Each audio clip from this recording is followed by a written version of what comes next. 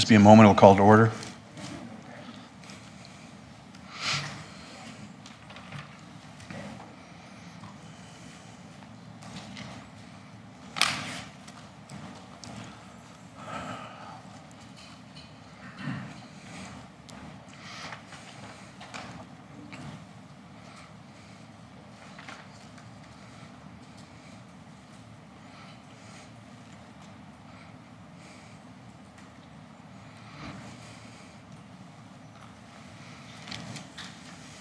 Seem awfully quiet. It's awfully quiet.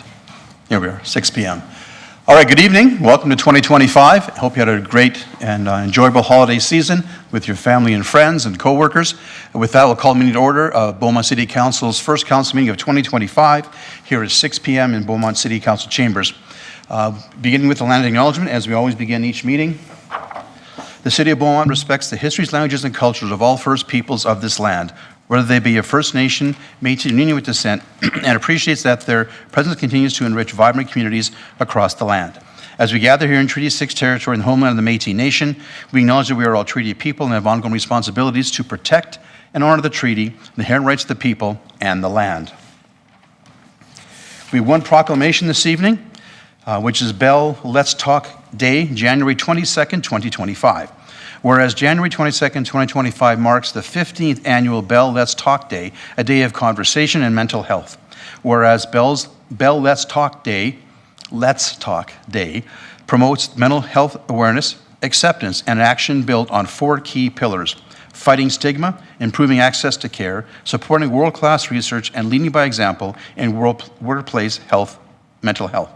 And whereas City of Beaumont encourages citizens to join the conversation through calls, texts, and social media interaction to drive Bell's donation to mental health past $10 million, now therefore be it resolved that I, Mayor Bill Danyluk, do hereby proclaim January 22nd, 2025 as Bell Let's Talk Day in the City of Beaumont, Alberta, dated 14th of January, 2025. Next on our agenda is the top of the agenda. Before we begin that, though, Councilor Markoff-Swain is not here tonight. He's traveling on business. He won't be able to join us. For the records, there'll be 6 of us on council this evening.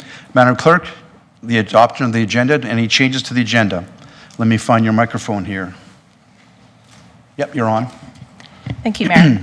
There is one change to the agenda. Becky, if you want to share that screen. Item 6.1, bylaw 1055-24 land use bylaw amending bylaw has been updated with a revised version as there was some text. Agenda. I'll ask for a motion from a member of council on the screen to adopt the agenda. Councillor Penrod, will you make that motion, please? Thank you, Mayor Danyluk. I move that the January 14th, 2025 council agenda be adopted as amended by replacing item 6.1, bylaw 1055-24 land use bylaw amending bylaw with an updated version of the bylaw. Thank you, Councillor. Discussion on the motion, members of council. Seeing none, would you please initiate the voting process?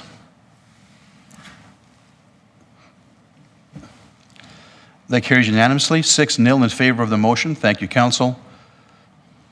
Next on our agenda is open forum. Madam Clerk, any open forum guests this evening? Good night. Thank you. Madam, on the screen, please. And any members of council looking to make any changes to the consent agenda? Councillor Penrod. Thanks, Mayor Danyluk. I'd just like to ask that item 7.1 and item 8.1 be removed from consent agenda, please. Okay.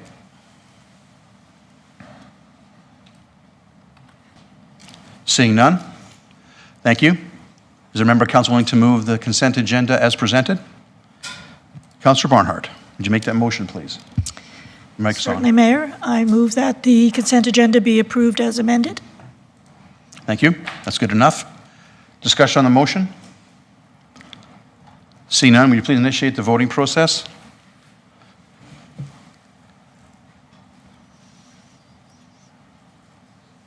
Councillor Penrod, you want to hit your button one more time? Just officially? Thank you. Thank you, council. That motion carries unanimously. 6-0 in favor of the consent agenda as amended.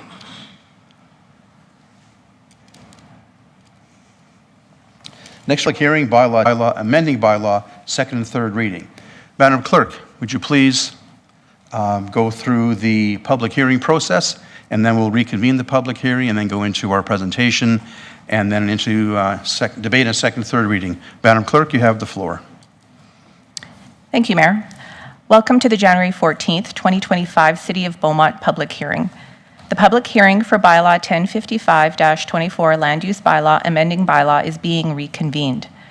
Public hearings are an opportunity to speak to council on advertised bylaws or certain resolutions. I'll spend a few moments providing an overview of the public hearing process. Notice for the continuation of the public hearing for proposed bylaw 1055-24 was completed in accordance with the Municipal Government Act. We have been accepting written submissions in the weeks preceding the public hearing, and the deadline for written submissions was noon on January 13th, 2025. All written submissions received by the deadline have been provided to council in advance of this hearing for their review and are also available for public inspection on the agenda page of the city's website. I believe we haven't received any written submissions. Registration to present at the public hearing by electronic means was required by 4:00 p.m. on January 13th, 2025. Registration to present in person is permitted in advance of the public hearing or at the public hearing. Mayor Daniluk, so far we have no registered speakers for today's public hearing, and we do not have anyone participating by electronic means. The procedure for public hearings is as follows. Administration will first make a presentation, and then council will be invited to ask questions of clarification. Next, members of the public who have registered to speak or those who are present here will be invited to make their respective presentations. If anyone here has not yet registered to speak, please raise your hand and we will get your name and add you to the list of presenters. Council will hear from those who are in favor of the proposed bylaw, then those who are opposed, and then anyone else who wishes to be heard. Presenters will have up to 5 minutes to present, and then council will have the opportunity to ask questions of clarification. When it is your turn to make your presentation, please ensure your microphone or audio is working and state your full name for the record before beginning your presentation. Your 5 minutes will start when your presentation starts. There will be a clock on the screen in front of you to track your 5-minute allotted time. Again, please remain at the mic once you're done presenting, since council may ask you questions following your presentation. Once council has heard all the presentations, the public hearing will be closed and the regular session of council will reconvene so that council may make a decision on the matter. On a final note, the city's public hearings are recorded as a webcast, which will be made available for viewing on the city's website. Mayor, at this time, if you will, please go ahead and reconvene the public hearing for bylaw 1055-24, Land Use Bylaw amending bylaw. Thank you, Madam Clerk. Oh, my microphone is on. With that, I will reconvene the public hearing for bylaw 1055-24, Land Use Bylaw amending bylaw for second and third reading this evening. So with that, I'll then have administration present their proposal or make their presentation to us on bylaw 1055-24, then proceed to public engagement, anybody who's actually here this evening who wants to speak. So with that, Ms. Sharp, please begin when you're ready, please. Your microphone is on. Thank you. Good evening, Mayor, Council, and members of the public. My name is Yasmin Sharp, Senior Development Planner, and I will be presenting this evening on the 4 motions made by Council on July 23rd, 2024, to support deliberations on bylaw 1055-24, amendments to the land use bylaw. Bylaw 1055-24, as seen in attachment 1, has not been altered in any way since it was presented in July. Some of the contents of the bylaw are contradictory to the motions that administration was directed to explore.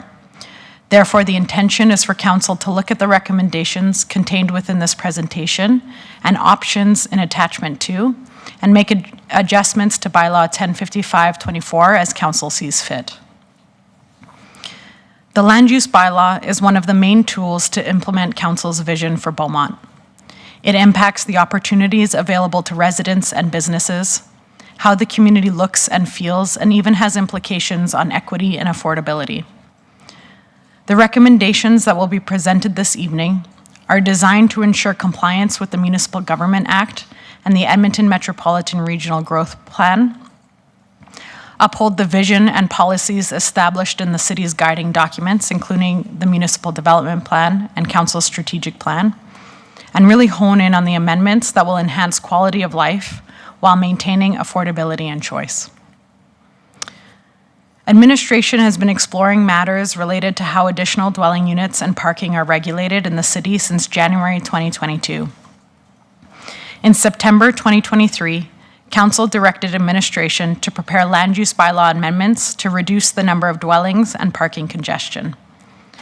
Council gave bylaw 1055-24 first reading on June 25th, 2024, and opened the public hearing on July 23rd, 2024.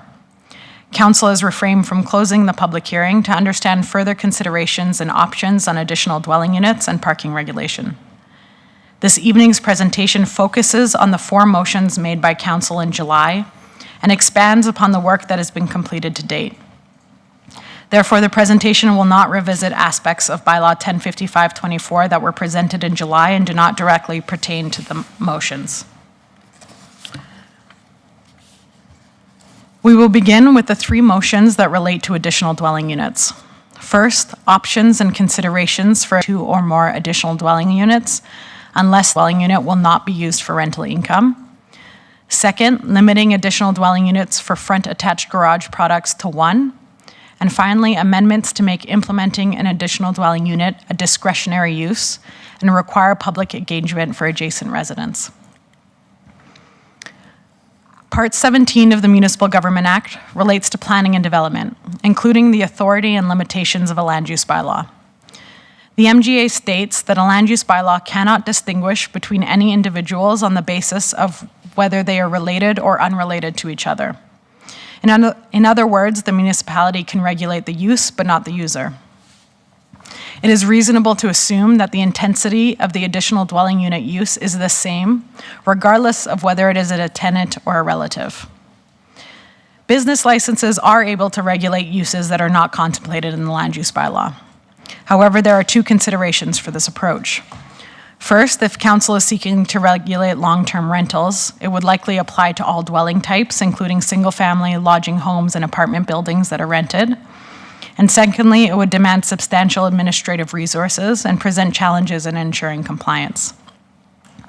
Therefore, administration has concluded that the land use bylaw cannot be amended to require business licenses for additional dwelling units used for rental income. The second motion is for further information on limiting additional dwelling units for front attached garage products to 1. There are 4 broad considerations that have been identified. The first is access to density-based conditional grants. Higher levels of government are increasingly developing grants and incentives to support residential development and affordability. An example is provided in the council report of a grant that requires municipalities to broadly adopt 4 dwelling units per parcel as of right. While this is not currently in effect, the example provides forecasting on the direction of density-based grants and how the proposed land use bylaw amendment would jeopardize access. I will be going through more detail on the remaining 3 considerations on the following slides. The second consideration is alignment with community goals.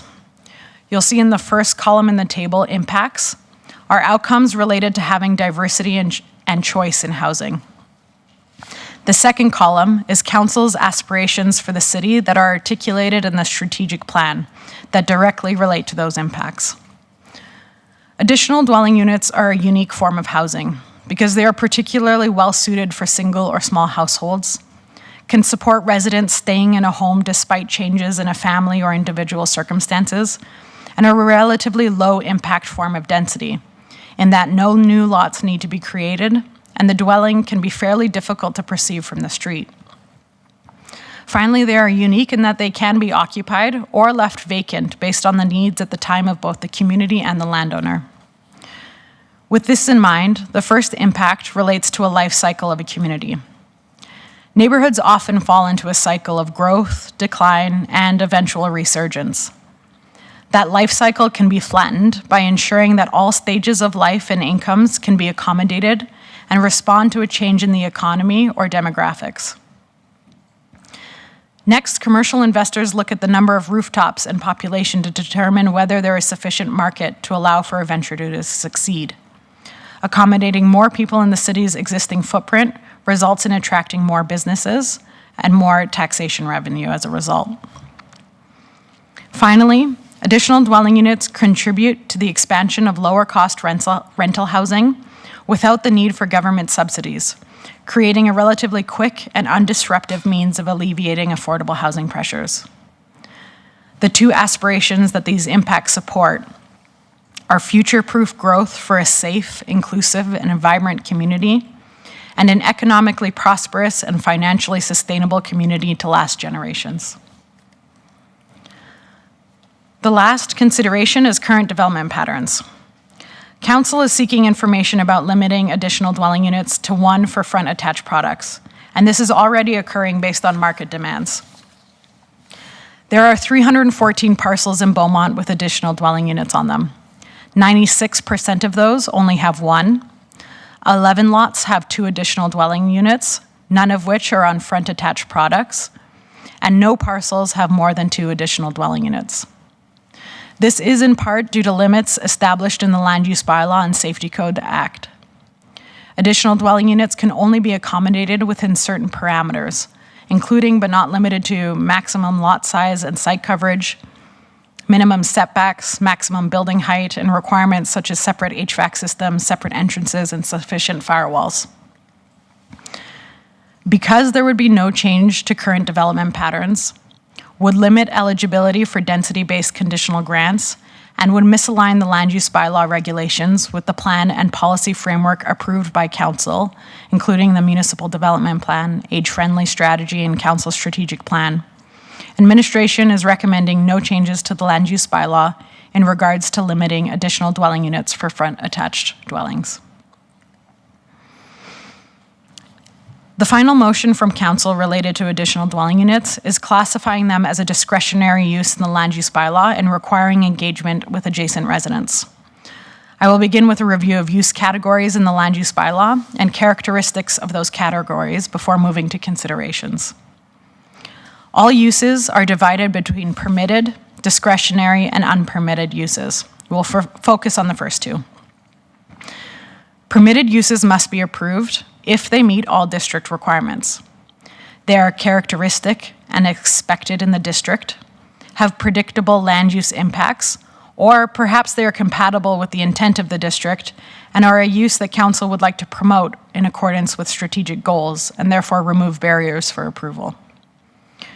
Discretionary uses, on the other hand, are compatible with the intent and permitted uses of the district. The intensity of the use and therefore impacts can vary, and case-by-case evaluation is needed beyond the district requirements to evaluate if it is appropriate based on the surrounding context. All decisions on discretionary uses are subject to a 21-day appeal period. Based on this, currently all types of dwelling units except for temporary dwellings and mobile homes are a permitted use in districts where the intent contemplates residential development as a key feature. Amending the land use bylaw to make additional dwelling units discretionary impacts their status as an as-of-right use in 2 ways. First, it allows the development authority to exercise discretion if the use is appropriate for the proposed site, regardless of whether it meets all site standards. Therefore, an application can meet all parking, setbacks, site coverage, and building standards and still be refused. Secondly, as mentioned, any person affected by the development permit may appeal the decision or conditions of approval. This right to appeal is not limited to adjacent residents or landowners. There are 4 considerations identified for council. We will discuss the first 2 considerations, matching the level of engagement with the degree of influence available, and the engagement process's ability to reach intended audience, together in the next slide, followed by impacts to equity and affordable housing, and targeting land use impacts without compromising established values. When stakeholders are invited into the approval process, there is expectations that are associated with that invitation. The fundamental consideration for designing engagement is appropriately linking the level of participation with the level of influence. In the case of development permits, the development officer and appeal board are only able to consider planning matters in their decision. This includes parking, circulation, incompatibility with surrounding land uses, and impacts on municipal services.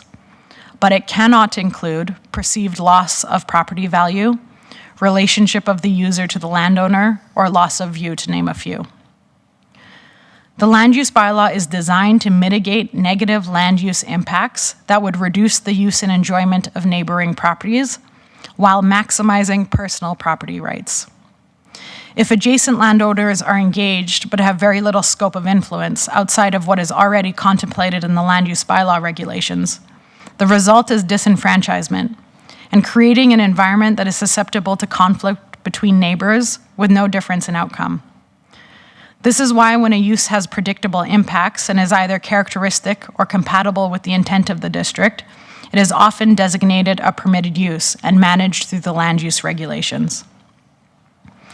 Finally, the data we have available suggests that in the majority of cases, the principal home and additional dwelling unit are applied for together at the time of construction.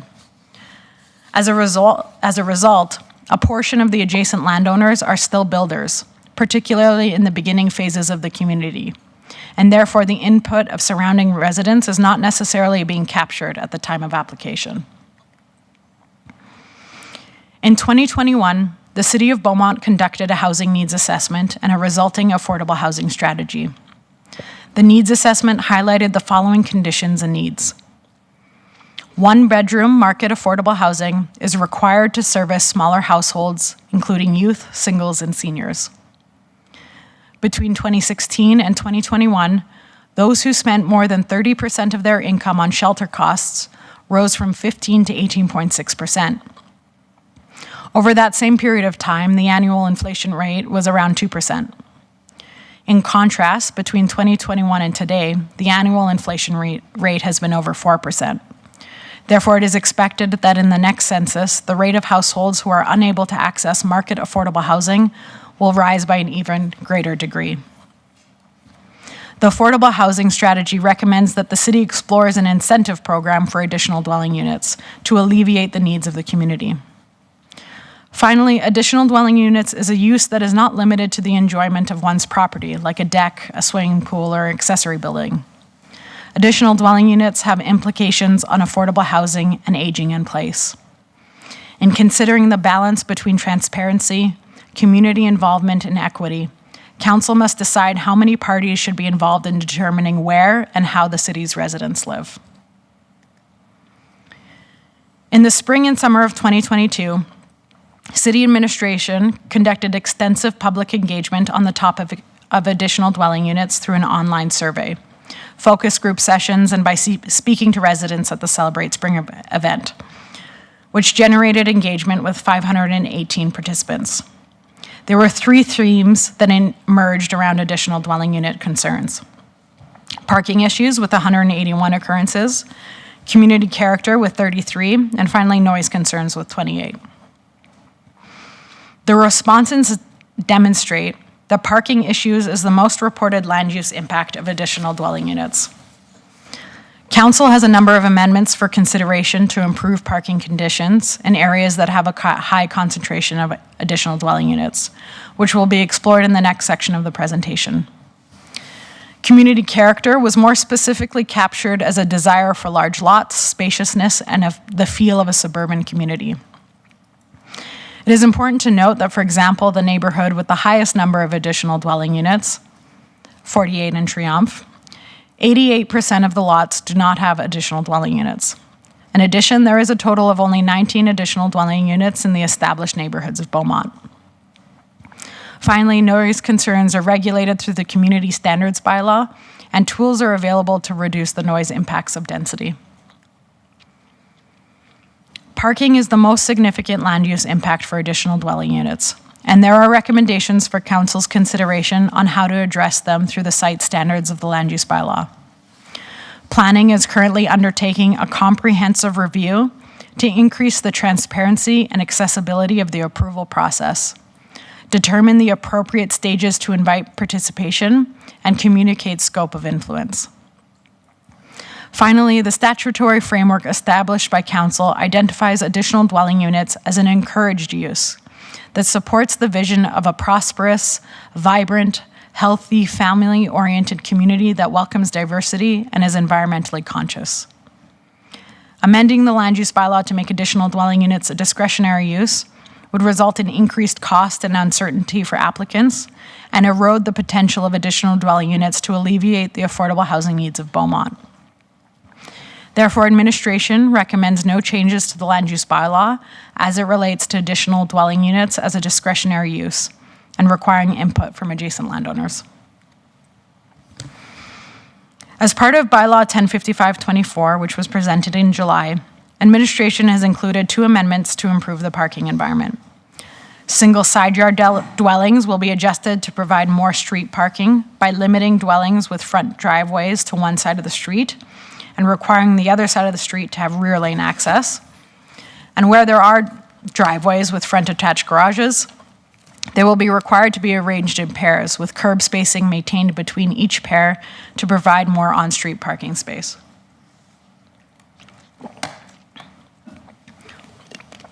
This slide is intended to set the stage for the considerations related to increasing parking requirements. Through the task of developing parking regulation, administration and council are challenged to achieve the right mix of parking, affordability, and a diverse housing/quality urban design for the community. While sufficient parking is an important feature of a neighborhood, there are inherent trade-offs with prioritizing abundant parking over other features.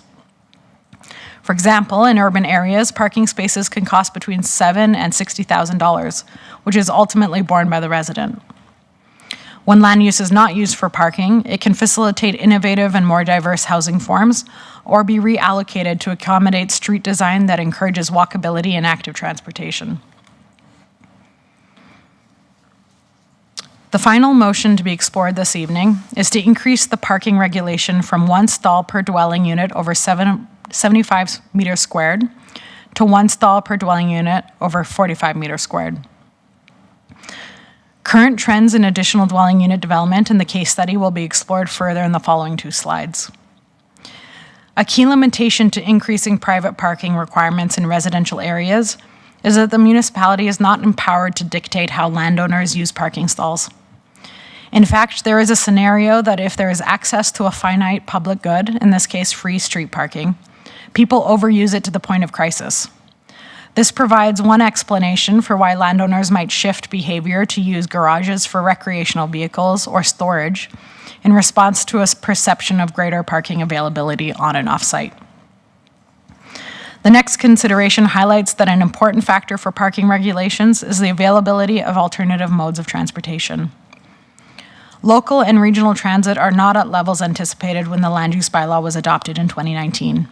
And the population of Beaumont continues to rely predominantly on employment outside of the community. Finally, as stated, bylaw 1055-24 includes neighborhood design amendments that work together to increase the supply of street parking stalls. Current trends in additional dwelling units. As you can see on the slide, the current regulation captures 31% of additional dwelling units approved since 2020, which is represented in blue. Moving clockwise from there is the next grouping of additional dwelling units between 65 and 75 meters squared, and so forth in groupings of 10 meters squared.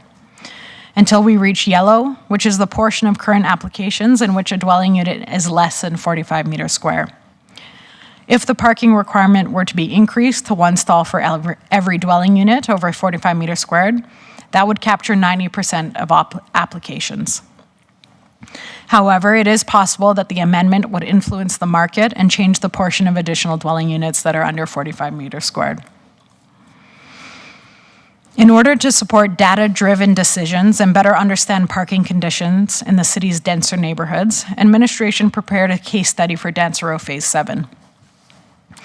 This particular area of Dancero was selected because it has a mix of front-attached and rear-detached single side yard lots and a high concentration of uses that place pressure on the parking supply, including 11 additional dwelling units and 3 home-based business majors. The table on the left includes an overview of the site context. 35% of the lots in the study area have additional dwelling units. There are also 8 parking stalls required to support the 3 home-based business majors as per the approved development permits. To determine the available parking, a site visit was conducted to count the legal on-site stalls, including garages and the available street parking, taking into account required step backs from driveways and fire hydrants and other features. This resulted in 165 available parking stalls.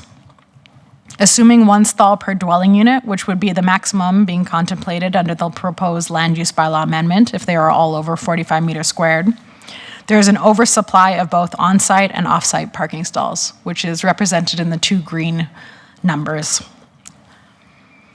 The table on the right uses the same counts for the site context, but instead of applying 1 parking stall per dwelling unit, we calculated the parking supply based on the estimated number of vehicles in the study area.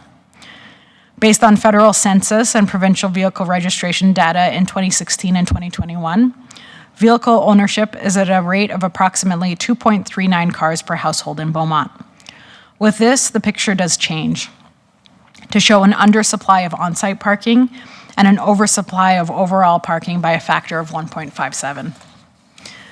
Meaning there appears to be enough parking stalls in Dance Row Phase 7 to support the number of vehicles in the neighborhood, but it may not be on your lot or adjacent to your home. In general, parking minimum regulations do a poor job of estimating exact parking needs, often resulting in an under or oversupply.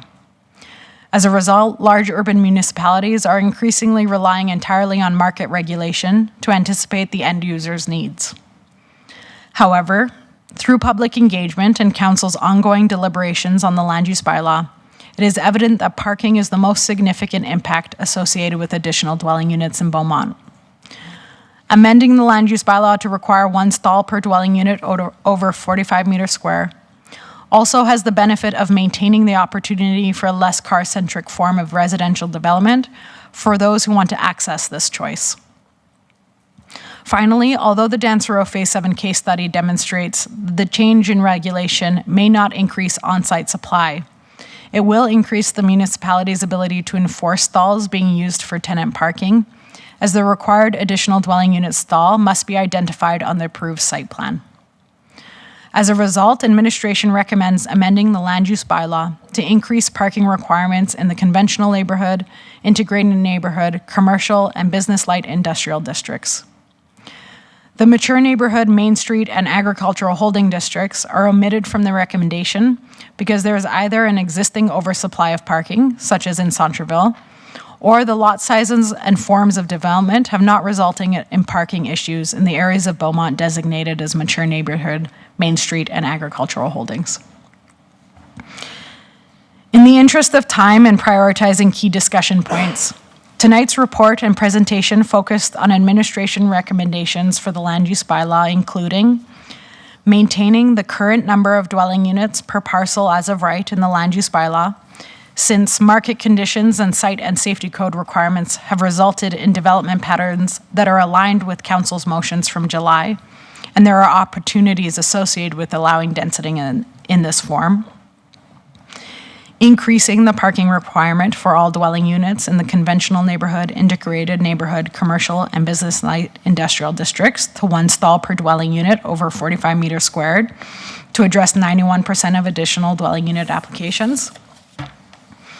And improving neighborhood design to increase parking supply, namely the pairing of driveways and only allowing front attached single side yard products on one side of the street.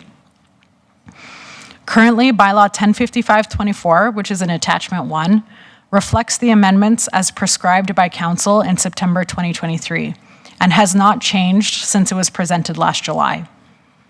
In order to reflect the recommendations from this evening's report and presentation, we ask that Council consider removing proposed amendments 1 through 4 in Bylaw 1055-24 in Attachment 1 and add the proposed amendment that increases parking requirements provided at the bottom of page 2 of Attachment 2, named Land Use Bylaw Amendment Options. Alternatively, that's page 27 of the agenda package. This concludes my presentation. I'm happy to address any questions on administration's recommendations or the alternative options outlined in the report. Thank you. Thank you, Ms. Sharp. I presume you may have for Ms. Sharp or administration on the presentation. Councillor McCook. Kat, you have the floor. Thank you, Mayor. I have a few. Thank you for the very clear report, as well as adding in some of those numbers. I think they're important to highlight what our reality is. Just a few here. So how will limiting, I know you touched on this a little bit, but how will limiting ADUs affect the city's ability to attract grants tied to density-based criteria? Can you expand on that a bit? Yes, so there was a specific example that was provided. The federal government has money that is available in order to access that money, that particular grant. Provinces would need to require municipalities to broadly adopt four dwelling units per parcel as of right. Currently, the City of Beaumont is aligned with that direction. However, should we change that amendment, we would no longer be able to access that money, or the province, should they want to access that money, would require us to re-amend the land use bylaw back to how it currently is. So again, it's not necessarily in effect right now, but it does provide information on where some of these grants are moving and how Beaumont has the benefit of already being able to access those grants. Perfect, thank you.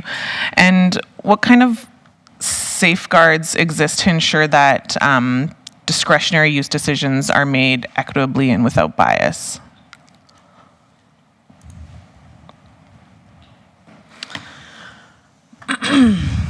It's a good question. So one way we do it is we try to standardize our process. So we have the same prompting questions when we're looking at any discretionary use. So I can give you the example now of a home-based business major. Every time we have an application, we look at the surrounding context. Is there a concentration of other home-based business majors? Are there other uses on that property that would conflict with that? Is the home-based business subordinate to the main use, which is a residence, or is it a intensity of use that actually isn't appropriate for a residential area anymore and should be formalized in a different area? So one tool is to have formalized processes and checklists to ensure that we are contemplating the same requirements for every application that comes through the door. There is always discretion for applications that don't meet kind of what we typically see in an applications, and then there's other forums for that through discussion at a team level. Perfect, thank you. I have a few more, can I continue? Yes, please. Perfect, Thank you. How would the city mitigate the risk of an overburdened appeals process if ADUs are made discretionary?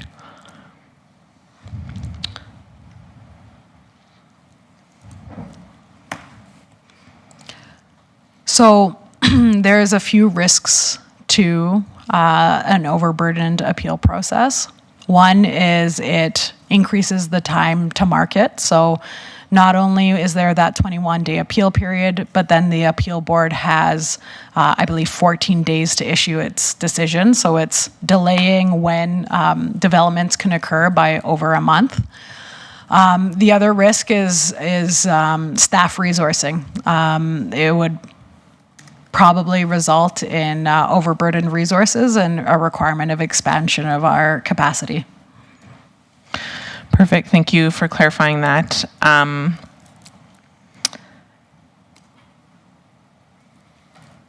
For parking, how can, if possible, can the city mitigate unintended consequences such as increased housing cost or reduced affordability associated with stricter parking requirements?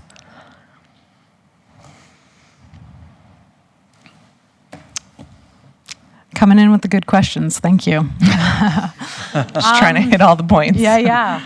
In terms of mitigating them, the affordable housing strategy did have the suggestion of having an incentive program.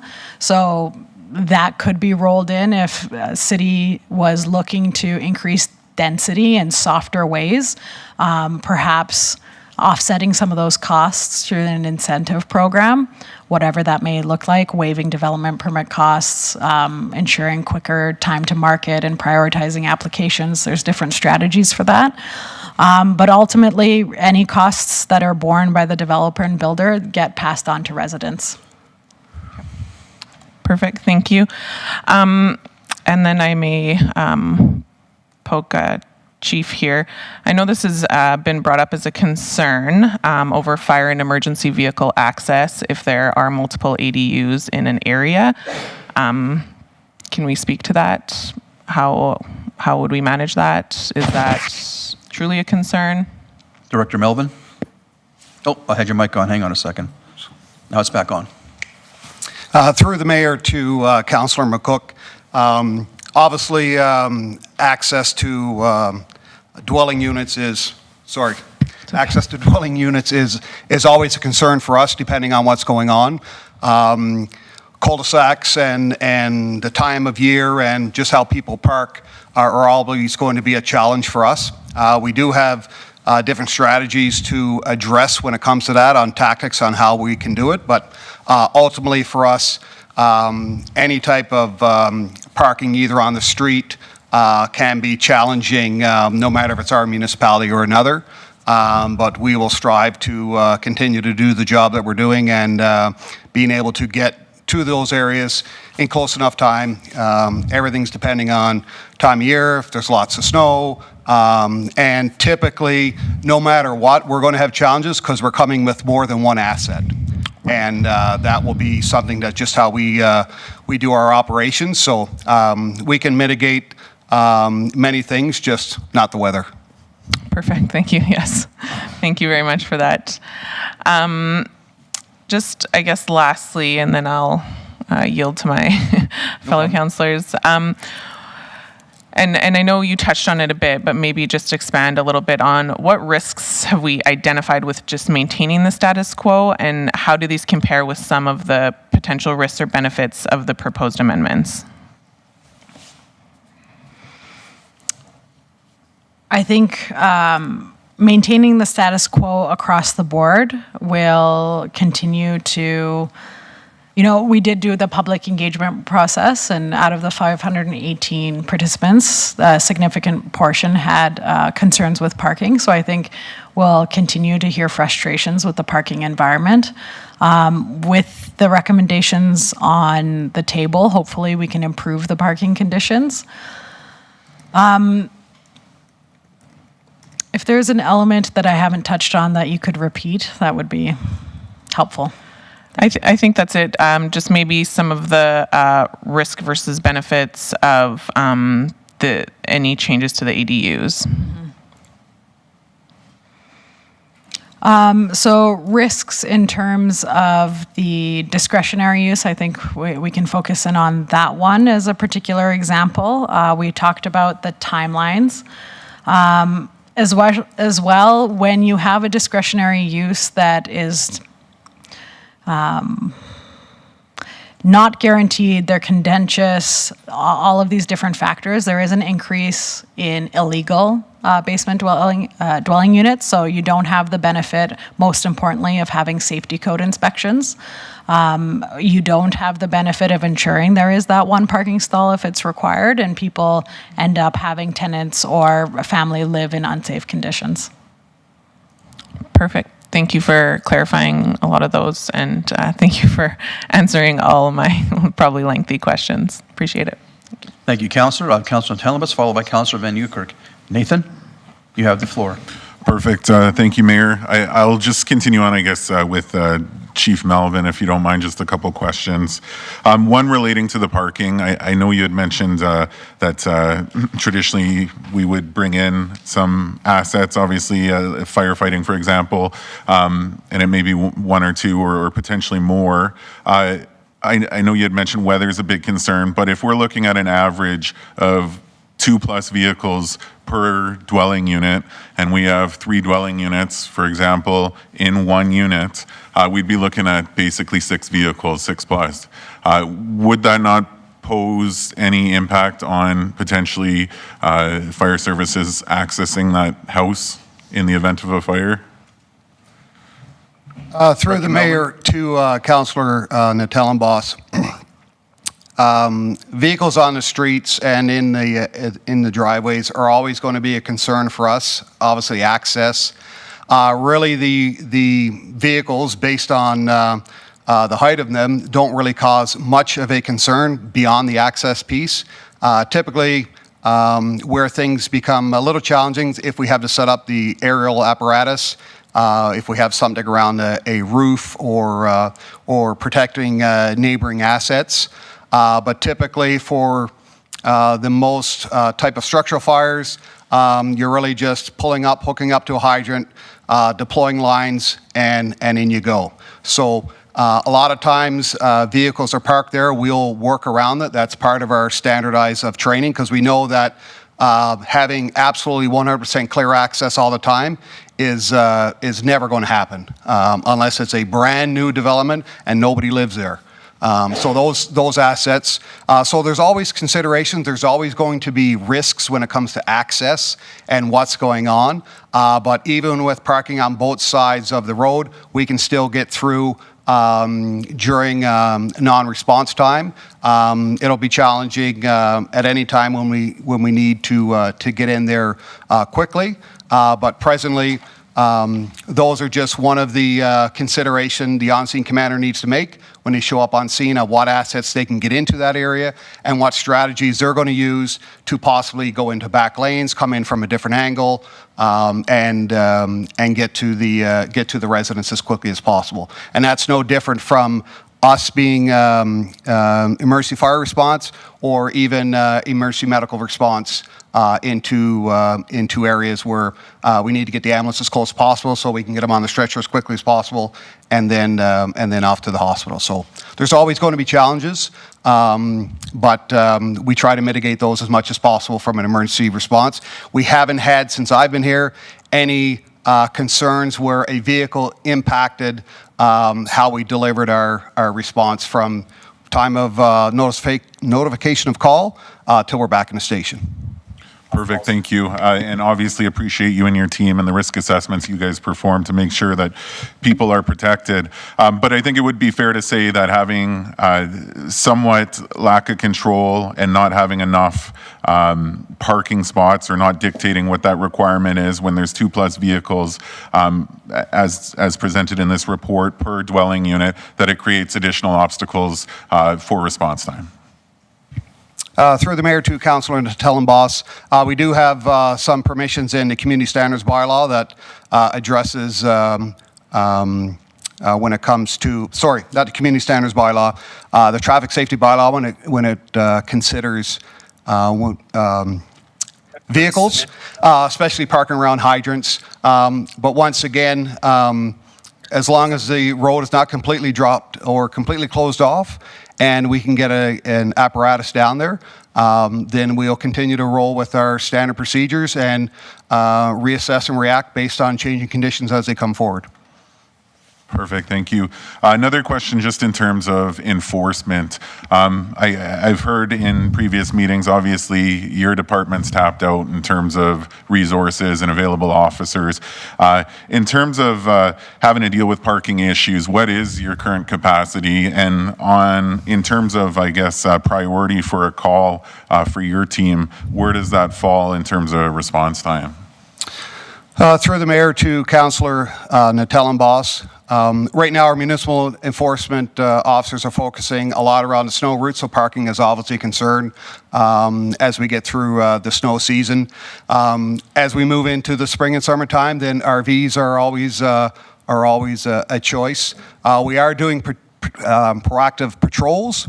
But currently, right now, we do not have a 7-day-a-week coverage, so there's going to be gaps during 1 or 2 days during the week, and right now we're only doing 10-hour days. We don't have the capacity to go beyond that. So everything depends on call volume. Parking is a I guess, a frequent complaint from residents, and we are responding back to residents within a 24-hour period. But when it comes to operations, specifically snow routes, we go out the same morning as the graders do and they clear the area. And right now, we've switched our process where we're educating folks, getting a hold of them. Hey, graders are coming, move your vehicles, and that's worked extremely well in so far this season. So we'll have a real big understanding at the end, but we're always going to get those complaints. As the city grows, our resources are going to be thin, but that's no different than the fire service also. So. Perfect, thank you. I'm also glad you brought up the RVs because very likely a lot of these additional dwelling units will also have RVs, which creates obviously that additional congestion. One last question for you, just in regards to I guess having additional legal suites, likely all of those suites will have independent kitchens and cooking areas. Where it's not regulated like a condo or an apartment building with suppression systems and fire systems in that sense, is there an increased risk of fire having additional cooking units within these units? Through the mayor to Councillor Natellenbos. I guess from an outside picture looking in, you can say, well, the risk could be doubled because you have twice as many stoves or twice as many furnaces. We haven't had those instances to date where we've had either a double in a single house or in another area. We've had them in the apartment blocks but right now we haven't had those issues. From a generalized standpoint, you could probably come to that conclusion, but we don't have any data to support that says, yes, two kitchens in a single home will cause that issue. Note that there is some homes being built that have a regular sized kitchen and then have a spice kitchen on the same floor. So this just depends on the style of structure. Obviously, for us right now, we know where more residents are based on what the house looks like, and we can generally understand that. And we've done our pre-planning and drive around the community many times. So we're constantly looking at what's new being built, where people are going to be, how vehicles are going to be parked, where are we going to set up. What are we going to do? All those things are an ongoing daily, weekly, monthly, and yearly basis that we do internal with our training program. Ms. Raymond, would you like to make a comment on that as well? Yes, thank you, Mayor. I just want to chime in that part of the benefit of an additional dwelling unit having an approved development permit is that it has gone through the building permit process and it has had inspections by professionals that are designated to be able to carry out these types of inspections so that they are safe. I think the risk comes into where you have illegal suites and they have not been inspected. You don't have fire clearances.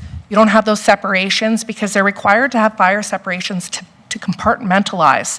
And so if you don't have those, when you have more illegal suites, we won't know what's going on. And then those are life safety risks that we would be taking on as a municipality potentially with illegal dwelling units. Perfect. Thank you. Thank you to both of you. I guess for Chief Melvin, I appreciate your logic there. So I align with that perspective, and I guess if we were to go to 3 units, then we're tripling the risk potentially in terms of potential for fire. And for Ms. Raymond, yes, I do agree. However, the suppression side of it isn't something that's necessarily covered on that side. We still rely on our protective services and our fire services to make that happen and extinguishes those fires, sorry. So thank you so much for that. For Ms. Sharp, just a couple questions in regards to your presentation. I'll start with the first one where you talk about risk of disenfranchisement if we go with the discretionary use. That's one perspective in the sense that we feel that we may have some residents that become upset because their concerns or their appeal weren't necessarily heard. On the opposite side of that, would we not have any concerns with our residents not being able to be heard, not having the opportunity to appeal some of the concerns that they may have with additional dwelling units going in an established neighborhood or the neighborhood that they were told they were going to move into, and then there's a complete change? Through the mayor, the disenfranchisement comment or reflection is specifically around if you are dealing with all of the things that can be considered when looking at a additional dwelling unit through the land use bylaw regulations. If you have regulations on parking, if you have regulations on density, on setbacks and all of those things, if you introduce someone into that decision-making process and they aren't able to look at anything outside of that, they're likely not going to get a different outcome. So they believe that because they're part of the process, they have influence over that process. And if they're not having any influence truly on the outcome, then that creates a situation where you're engaging in this long process where you pay money to make an appeal. You are unfortunately put in a position of conflict with your neighbor, which is the nature of the appeal. And then you find out that you can't look at things like a perceived loss of property value. Just as one example, they may have other concerns. Then that's the experience potentially that they have with the engagement process. In terms of not having an ability to speak, I think one other point was that we're seeing that the majority of applications for additional dwelling units are coming in at the same time when the principal dwelling or the home is being built. So the surrounding landowners, which notifications are only sent to landowners, they're not sent to the residents, are the builders. So there's not necessarily the opportunity at that stage for the future residents to say that, well, we didn't want an additional dwelling unit on that spot. And when they're buying their home, they may not be able to perceive that around them there are additional dwelling units because they're fairly innocuous in terms of, a basement suite. So that was the comment in particular around that. In terms of expectations of a community, a lot of these are new communities, and the sense of community is being built as it's becoming developed. It's not necessarily set through the plan. While that gives a vision for the neighborhood, the land use bylaw allows for multiple permutations of that vision to take place. So, I hope that addresses the question. It does. I guess just Ms. Sharp, and I mean this with all due respect, but I don't know that that's necessarily always the case. I've spoken with a lot of residents where we have an established community. However, there's one or two open lots, and we're plotting in hotels beside houses that are in a single family use area. So I think the concern, it's easy to say yes in our new developments. If that's the product that's going there, then people know what they're expecting. The biggest concern that I've heard from residents is, hey, I bought in this area. You had mentioned Triumph Estates is one example, Forest Heights, and I bought in an estates area. And now these mini hotels are being put up beside some of these houses. And that's the biggest concern we're hearing from residents. It's not so much the new development, it's, hey, I've lived here for 4 years. Why does this get to be put beside me? This isn't what I moved to Beaumont for. So that's a lot of the concern I'm hearing from the residents. One more question, if you don't mind. Please do. Thank you. I know that the discussion was had that 96% of the units that we are seeing, additional dwelling units, are just the one additional unit. So I'm just curious as to why we're looking to go to a number of 2 additional units if one is the majority of the requests that we're seeing.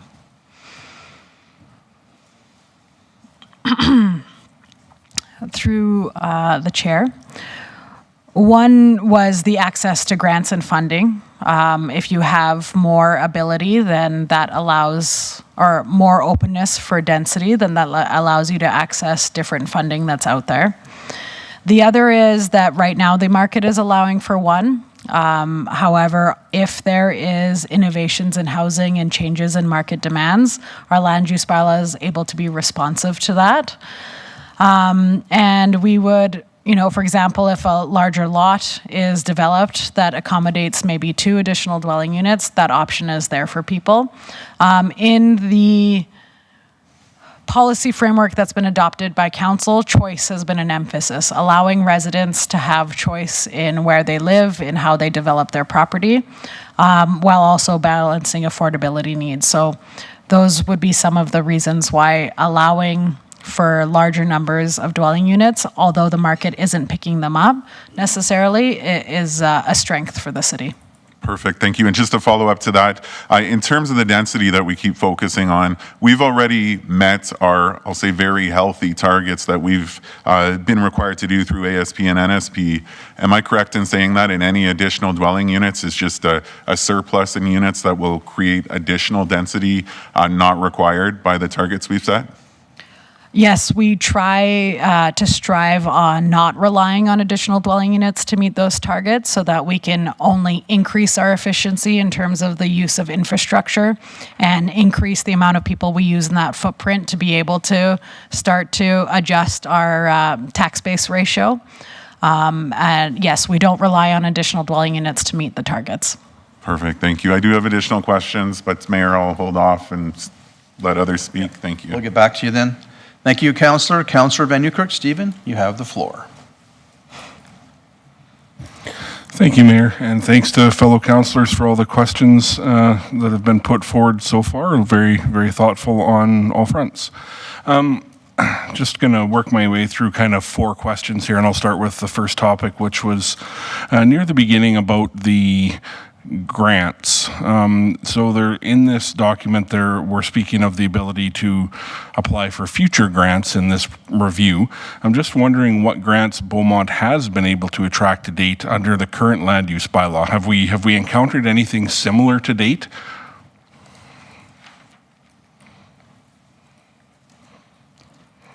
Ms. Raymond. Thank you, Councillor Van Newkirk, for that question.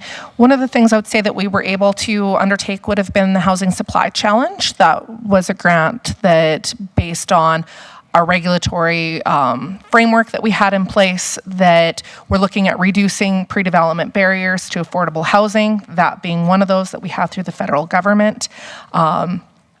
Based on the land use bylaw being one of those different things. They are looking at, transit was another one that was being applied for through the region. They were looking at a regional transit grant that did require more dwelling units to be approved or to be allowed for by right, which Beaumont already does. The Housing Accelerator Fund was one where municipalities are required to move to 4 dwelling units per right, by right in single-family residential. So you would eliminate single-family residential zoning in your municipality to be eligible for this grant. Now, the municipality did not apply for the Housing Accelerator Fund, but there are other grants that we are looking at for infrastructure dollars that do require us to have additional density that we are actually currently applying for right now. I don't know what the minimum density requirement, though, is on that one. So we could get you that information, though. Yeah, thank you. And are you able to quantify the Housing Supply Challenge? So we did get that grant.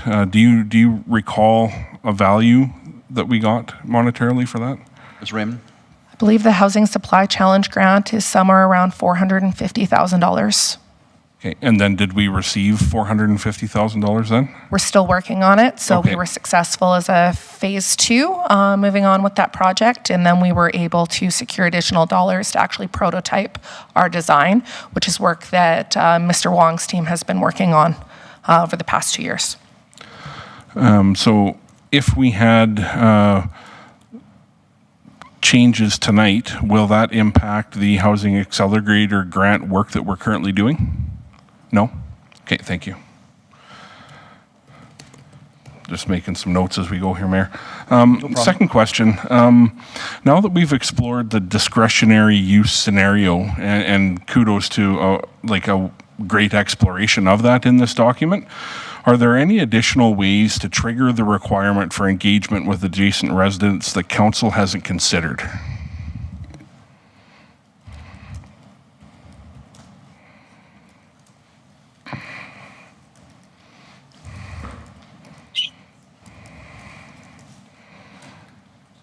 Ms. Raymond. I think we've done a lot of different ways of engaging residents, and those that want to participate have participated. I think that this matter has been really looked at from a variety of different perspectives, and people have provided lots of input over the past 3 years, including with the development of the land use bylaw that had 18 months of its own engagement to create this as well, where we did explore the idea of 4 dwelling units on a parcel before Beaumont secondary suites were actually discretionary in our previous land use bylaw. So this was something that we have spent a lot of time, I would say, since 2017, really discussing this issue. So I'm not sure that there's much more that can be done here on this matter. Yeah, I guess specifically what I was wondering is if there was any other regulatory or development and planning trigger that hasn't been contemplated or council may not have been presented with that would trigger the requirement to engage with the adjacent residents in a different way. I don't know what I don't know here. That's why I'm trying to frame this as clearly as I can. Ms. Raymond, perhaps? And I think that question's got a lot of nuance to it because there's lots of different ways I think that you can engage. But people are only going to respond when they want to, and the problem with engagement is typically you hear from that fairly small segment of population, right? So, yeah, I think that you would have to weigh what that benefit was and that outcome to Ms. Sharp's previous point about making sure that what you were asking they actually had a level of influence in, which is some things that I will say that we've actually noticed with the land use bylaw through other processes that are causing issues for us. I'll say subdivision being one of them. People are being invited to present their input, and there's actually no room for input in that process. So we are examining that, and we are looking at different ways that we can engage. We are undertaking a notification review about how we're getting people involved and when we're getting them involved so that we can ensure that they're aware, because I think people do want to know what's going on around them. Your house is the single biggest investment you're ever going to make in your life, probably for most people. And you want to have some certainty about what kind of happens around you. I think that that's reasonable. So we're looking at how do we balance that? How do we balance that want to know and that desire to know with actually there being changes? You know, when ADUs were discretionary, we only had a couple of them that ever went to appeal, and I don't believe those appeals were actually successful. So, you know, when you're looking at that, what's that benefit, right? So we're going to increase time, we're going to increase delay, we're going to make it uncertain for somebody to actually develop in Beaumont potentially or build here because they don't know if their project is going to be successful. So when they're looking at making that investment in our community, they may not choose us. You know, we're at a suitable size where we're up against Leduc, we're up against Spruce Grove. If we are not quicker to market and we are not better at what we're doing, frankly, we're not going to be that community of choice for people, and it's got to be beyond that. So anyway, I think that we got to look at making sure that what we're putting in creates value and isn't just simply, I'm going to say a buzzword, really don't like it, red tape, right? Like we don't want to create more barriers for people that aren't necessary. So we're just trying to balance that. I don't know right now what more can really be done. I think it's just about making sure that we're right-sizing what we're doing.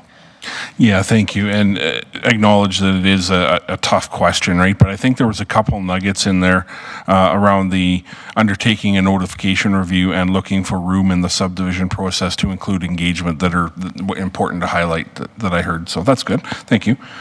Next piece here is just request in the parking case study performed on Dansborough Phase 7. I think it would be helpful if the if we could include a diagram to show what that is. So I did look it up on the fly here, but I think just to round out for residents to understand what Dansborough Phase 7 is, because it is actually one of the areas that people most point to, I would say, to me, when they have concerns around density. So, you know, just a suggestion, I would say, to round out the information. And then last question here.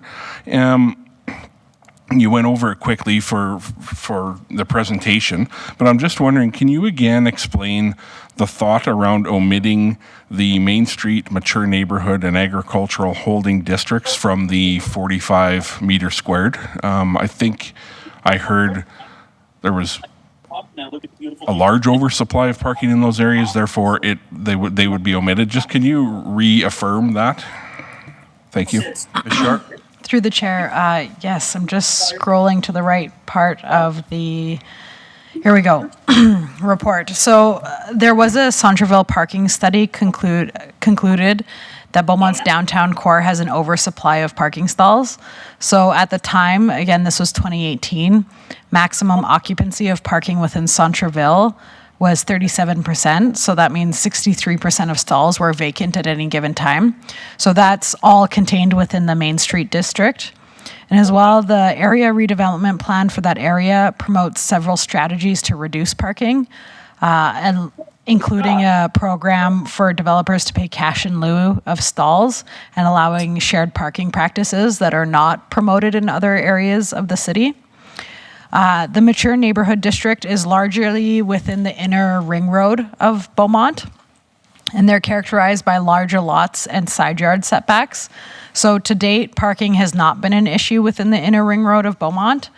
And the strategies that are made for new neighborhoods characterized by greater density shouldn't necessarily be imposed in that area. In addition, with the EMRB growth plan, Beaumont has the goal of intensifying the built-up residential area through a 10% increase in the number of dwellings. So again, removing barriers to that goal by not making parking an additional cost if people are looking to add density. For agricultural holding districts, that zone is only applicable to undeveloped lands before they're eligible for redevelopment through an area structure plan. So they are currently in cultivation, developed as homesteads, or used at RV storage. So they're characterized by large areas of land that don't have parking constraints. Yeah, I think that one makes the most sense to folks. So, yeah, I think that's understood. Thank you very much. Mayor, that concludes my questions for right now. Thank you. Thank you, Councillor. Appreciate that. Councillor Barnhart? Kathy, you have the floor. Thank you, Mayor. Just 1 second, Kathy. We have some voices. feedback. I have every right to do it. It's not me, so. That's kind of funny. You good? Think you got him? Okay. We got him. Like I think I was hearing something, like a buzzing I was going, and then there was, okay. Think that person is now no longer part of our meeting, so that's good. Kathy, you have the floor. Thank you. Those were the voices that were coming into my head. Those voices keep, anyhow, let's not go down that I path. shouldn't have done that. It's okay.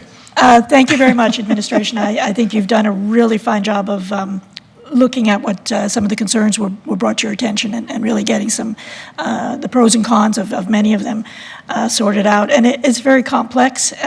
Certainly know the impact that it has on our residents, so glad we're spending the time on that. Just a couple of questions left, because my colleagues have asked many of the same questions that I would have had. One of them is around the existing situation. If I'm understanding the slide that you showed us about the dwelling units, the additional dwelling units, we really don't have anyone at this point that would exceed what you're proposing to be the change. In other words, everyone will be in compliance with the current state. Is that correct? Through the chair, to clarify, if there were an amendment, would existing developments be compliant with that amendment? Right, because right now it says 4, and we're going, your recommendation is for 3 additional dwelling units, if I got that correct? 3 total. Yeah. 2 additional dwelling units, okay. Primary plus 2. I was reading this one, okay. Yeah, primary plus 2. See how complex it is? I mean, so we're counting the residents plus the additional. So then, let me rephrase. That means that there will be some existing properties that will be grandfathered in because the bylaw will be changing after they've already been given approval? Through the chair, my understanding as of right now is there would be no non-conforming uses based on a change in density because all parcels with additional dwelling units only have that maximum of 3.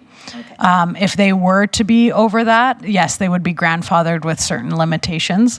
And just as a point of clarification, bylaw 1055-24, that was drafted based on motions that were made for council in September, which have that reduction from either no limit or 4 dwelling units to 3.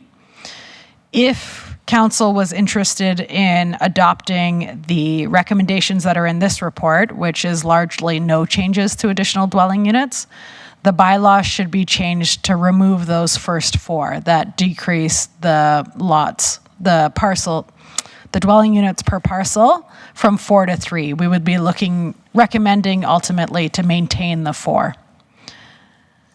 They are just in Administration is the, recommending to maintain 4, which is 3 additional dwelling units plus the principal residence. yes, it is reflected in bylaw 1055-24 based on a motion that was made in September 2023, which specifically asked administration to prepare a land use bylaw, amending bylaw that reduced that. So that's been maintained.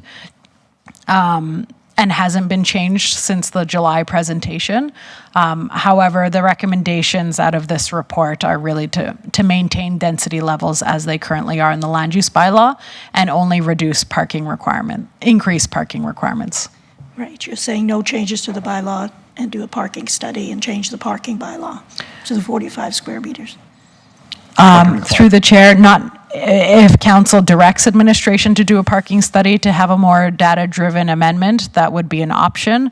Otherwise, going forward with the amendment to increase parking for 1 stall per 45 meters squared is an option that's presented on its own without a study. This is why I'm confused. There's a lot of detail in There is. So let me rephrase. We would have, if we proceed with the administration's recommendation, that's the if, we would not have any non-conforming properties. Correct. Let's stop there, because I think I want to stop with something I do know. Okay. I'm switching gears a bit here to the needs assessment then, and yourself or Ms. Raymond, if you'd like to speak to it. Could you clarify a little further the need for 1-bedroom apartments or 1-bedroom units for the particular demographics that you've identified in the report? Could you speak to that a little bit further? Yes. So the housing needs assessment identified that there's an undersupply in the city of Beaumont for small rentals. This was particularly for youth who didn't necessarily have an option, as well as families with changing structures, single parents. One for a more affordable option, and also to reflect the needs of the demographic, which is just smaller space. So the affordable housing strategy identified that although there is rental supply out there, this is a particular type of rental stock that is undersupplied. And just to clarify, youth is defined as what age? I would believe that it would reflect the census data definition of youth, which I believe is over 10. I'm thinking it's 25 and under, but I'm not 100% sure, but that's my recollection. So we're not, when we say youth, I don't want people to think we're necessarily just talking about young people. There are some that can't live at home, for sure, but it's also young adults that I think might be in that category as well. So I appreciate that information being brought forward as well. Density is the last question, and your answer kind of surprised me about the density targets, Ms. Sharp. I'm just wondering if I've got it right, what you've said, that that we are exceeding our density targets in mature neighborhoods or in the area where there are the additional dwelling units. I'm not sure what particular part of the city you were referring to when you said that, so maybe you could clarify for me. Thank you for the opportunity to clarify. No, just that we don't rely on additional dwelling units. We strive to meet the targets, and we have obligations to report to the Edmonton Metropolitan Region Growth Board to demonstrate that what we have on plans is translating to the density that we are obligated to meet. In those plans, we do not rely on additional dwelling units. Those would be, they assist us, especially because when you are developing a neighborhood, you don't necessarily, actually you rarely start with the highest density areas. So when you're reporting back, the density is actually quite a bit lower than our 35 dwelling units per net residential hectare until it's completely complete, because usually the higher density developments come later on through the phases of development. So the additional dwelling units help a lot, especially for the early phases of development, but we don't rely on them to achieve our targets that we're obligated to meet. It helps, but it's not necessary, so I appreciate that. Thank you very much. Ms. Raymond. Just one thing to add to that is there's also a difference between planned density versus unplanned density, but also as-built. So we plan for density to be at a certain level over here, and then it's kind of how the community develops over time, and then we report on that as-built density. And different neighborhoods have different density targets depending on the time that their outline plan was adopted by council.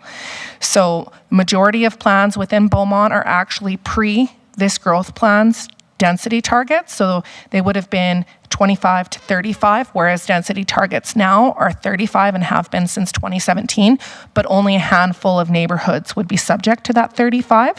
When certain outline plans, though, were amended, say in 2013, if we want to say the Rousseau one, or Triumph has been brought up tonight, when Triumph was last amended, one of those things that they needed to do was increase density to meet those targets. They were quite a bit under, so they said, we're going to get more dense as we go further.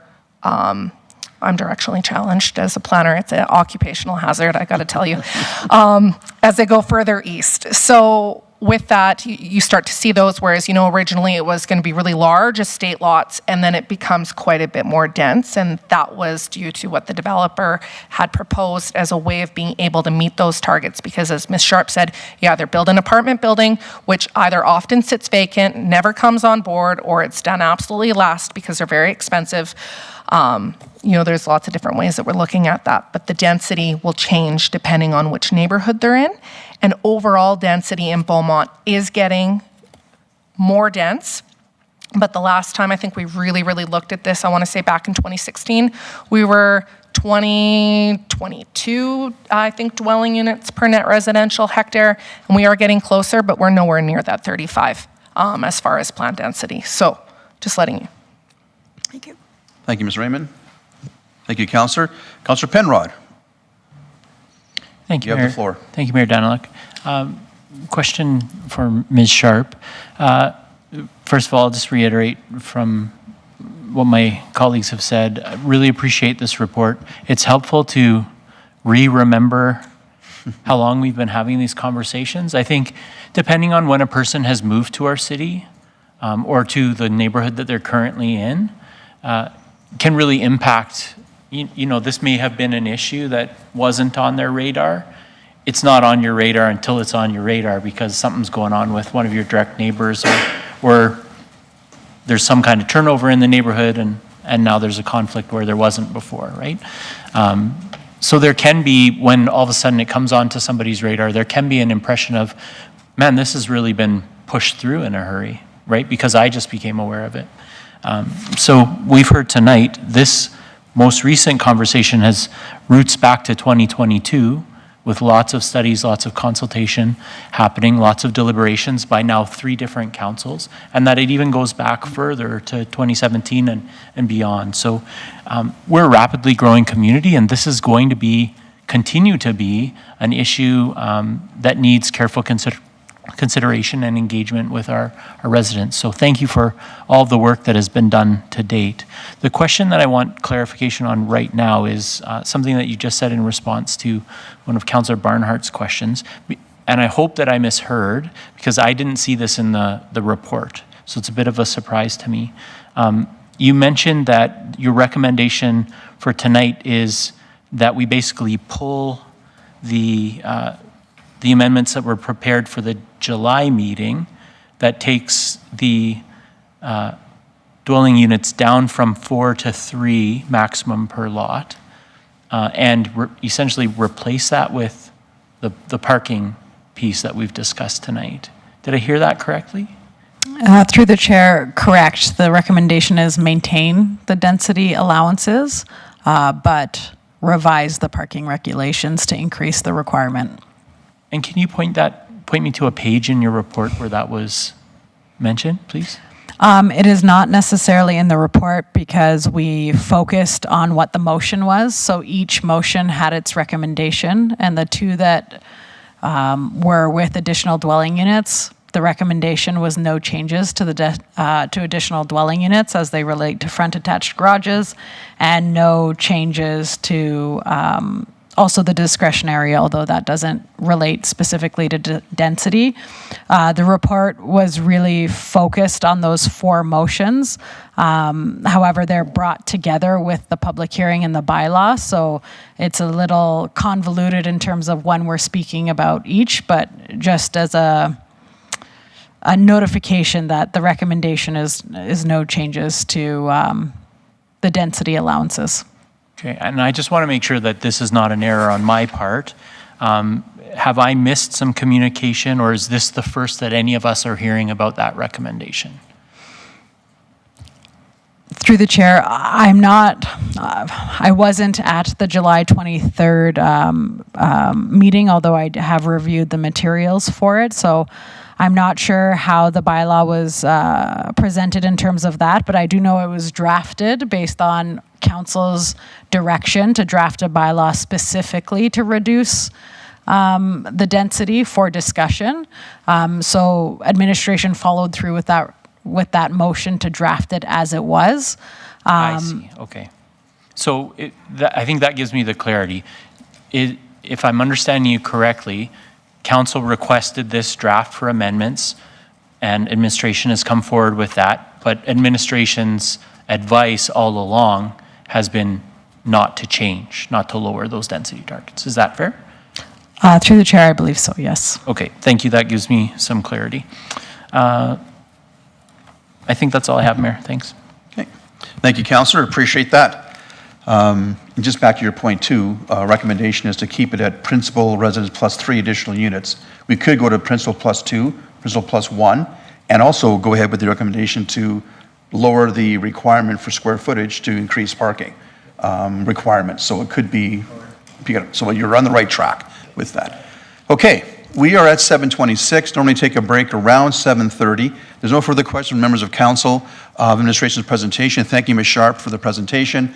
So what we're going to do is we'll take about a 10-minute break, and when we come back, we'll continue with the public hearing with having engagement from many members of the public who are here this evening who want to speak either in favor of the bylaw, against the bylaw, or who just want to be heard as it pertains to them. So we'll come back and we'll begin with the public engagement part of the public hearing.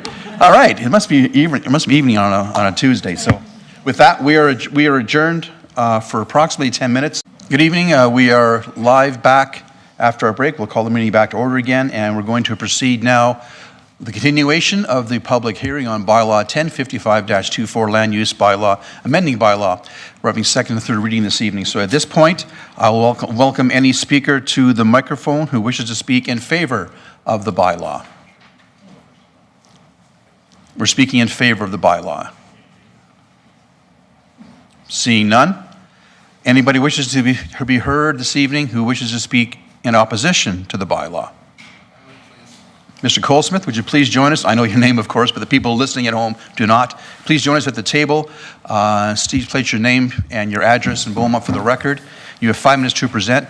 One thing I will bring to your attention, the last time you were here, it wasn't you who were speaking, but last time we did a public hearing, members of the public can address council but you can't turn around and ask questions of administration. That happened. I allowed that inadvertently on procedure. So if you have any questions for administration, direct them to council, please, and we'll ask those questions later on in our second reading. So you speak to council, not to administration. It wasn't you who did it, but I allowed a procedural error to happen, so I won't do that tonight. Yep. Are you ready, Anthony? I am. Please begin. Am I coming through okay? Yes, you are. Okay, thank you. My name is Anthony Colesmith. I live in Forest Heights here in Beaumont. I had a bunch of notes, and then I listened to a very healthy conversation and had to adjust my notes. At the budget deliberations late last year, they were prefaced with a presentation from the CAO, who spoke that one of the large drivers for the very significant rate increase was our substantial growth in town, and that it was, quote, straining our resources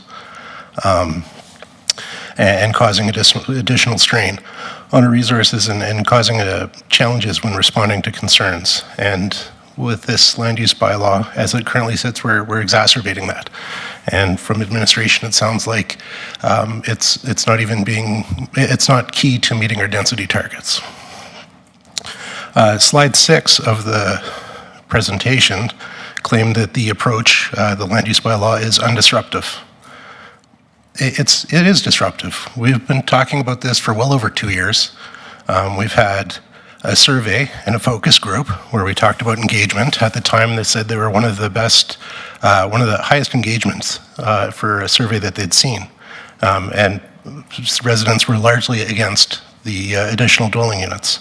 It's been 2 years of back and forth, presentations by many people to council, and impacts on the neighborhood. It is not undisruptive. The solutions that we're discussing to address it, they talked about permitting, but that comes with increased overhead, municipal enforcement for the increased noise concern, but bylaw is already showing strain. We've already acknowledged that. They're great people, don't get me wrong, but they're having challenges responding, in a timely fashion to certain events in our neighborhood, to the point our neighbors have given up calling them. The weeds, like just simple things, aren't being addressed. To put that extra burden of addressing the noise, I think, is perhaps unfair. We're talking about more parking. At the last, I'm not even sure how to refer to it, at the previous session of the public hearing, we talked about non-permeable ground and how adding non-permeable ground was a detriment, and there was already significant concerns with that. And here we are suggesting a solution, adding more non-permeable ground to address this, the additional dwelling units. And those in favor at the previous meeting and other meetings appear to be, they're consortiums of builders. Not residents. They stand to profit. They don't live here. They're not living in the communities. The people who've been against this land use bylaw have been residents. They've shared their concerns via surveys, focus groups, presentations, speaking to council. Many of them ran for council with that in mind.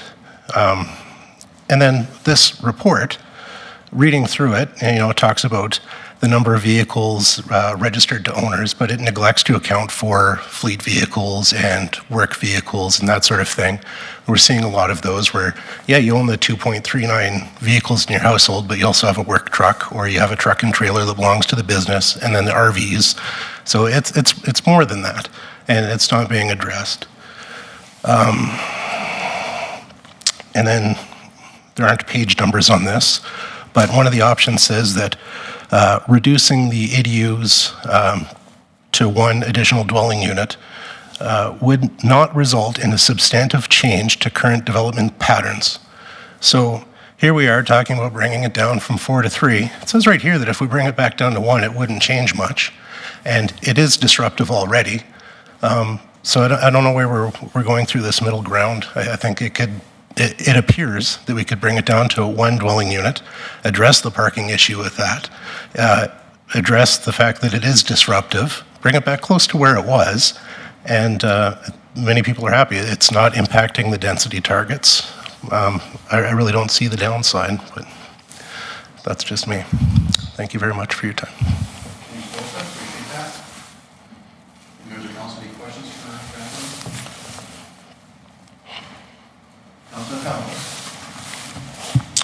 Thank you. Thank you, Mr. Coolsmith, for coming forward and sharing your thoughts on the current proposed bylaw.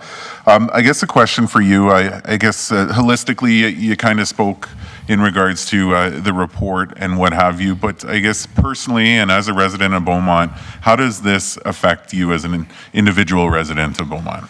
Okay. There was a comment again about choice, and I mentioned this last time. When we built and we moved here, we chose to build a single-family residence home in a single-family residence neighborhood. At the time, additional dwelling units, if a neighbor wanted one, they had to talk to the neighbor and sign a piece of paper and say you're okay with it. The one neighbor was building, we were the first, or the second, and he wanted a unit. We said, you know what, that's okay, but that's probably enough. There was already another one in the corner. Then the new land use bylaw comes in, and now I have 8 surrounding me immediately, 3 behind me, the one we approved, the one across the street, the 2 new homes there, and then on the other side of the street at the end of the cul-de-sac, at least 2 more, and then more yet on the street next over. There are a lot. So it's really impacted us. It's changed, like we mentioned, it's the single largest investment of our life, and people need choice, and we made one, and it was completely undermined, and it is not at all what was promised, and it's a betrayal, and I don't use that lightly. Perfect, thank you. And I know the comment was made that these additional dwelling units are primarily in new development areas. Was this the case for you? We were in Forest Heights. We were one of the first homes in our phase. And yeah, all of the new homes going in, where we could have had an opportunity to speak if the previous land use bylaw had been in place. We would have had an opportunity to say something, but we didn't have that chance. There was no recourse. And, you know, been coming to these meetings and speaking and talking to others now for well over 2 years. So we're just highlighting that it is disruptive.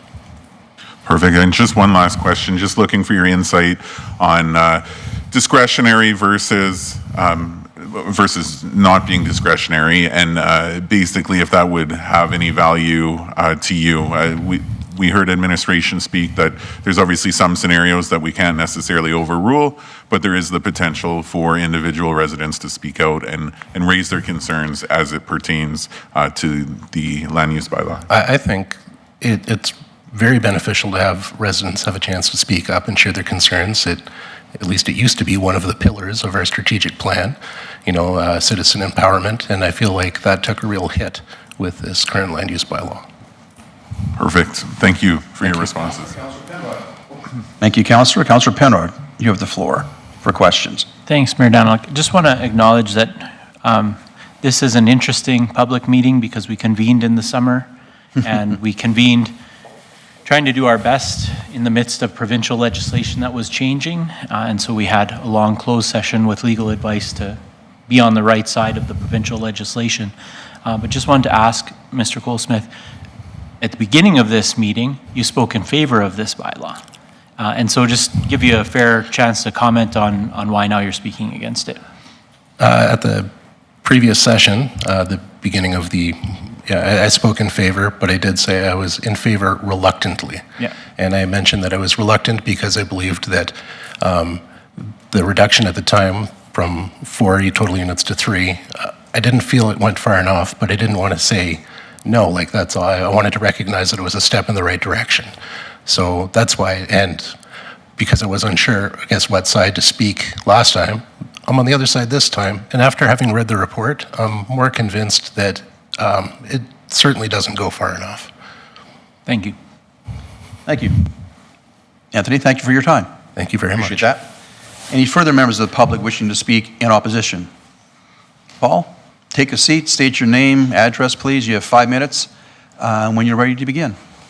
Thank you, Mr. Mayor and Council. My name is Paul Hyde. I live at 3214 62nd Street in Four Seasons. Mr. Coolsmith has addressed many of concerns of mine, as well as a very healthy discussion by Council, so I'll keep this as short as possible. I also have concerns for fire and emergency safety. We've already pulled out a boulevard of trees and shrubs to address the fire safety of our larger trucks. Also have concerns over the infrastructure, including the water and sewer in older neighborhoods, not built for the capacity of additional dwellings, and roads, including road use, including traffic flow. I believe a study on these concerns needs to be done before applying this bylaw to all neighborhoods. Each neighborhood, such as Four Seasons, that only has one way in or out and has to pass a busy school zone every morning and afternoon, should be looked at on its own for the reasons I have stated. Also, residents have purchased into these areas for quality of life reasons, as Mr. Colesmith stated. And the constituents should have a say as to how this bylaw affects those who wish to keep their density the same.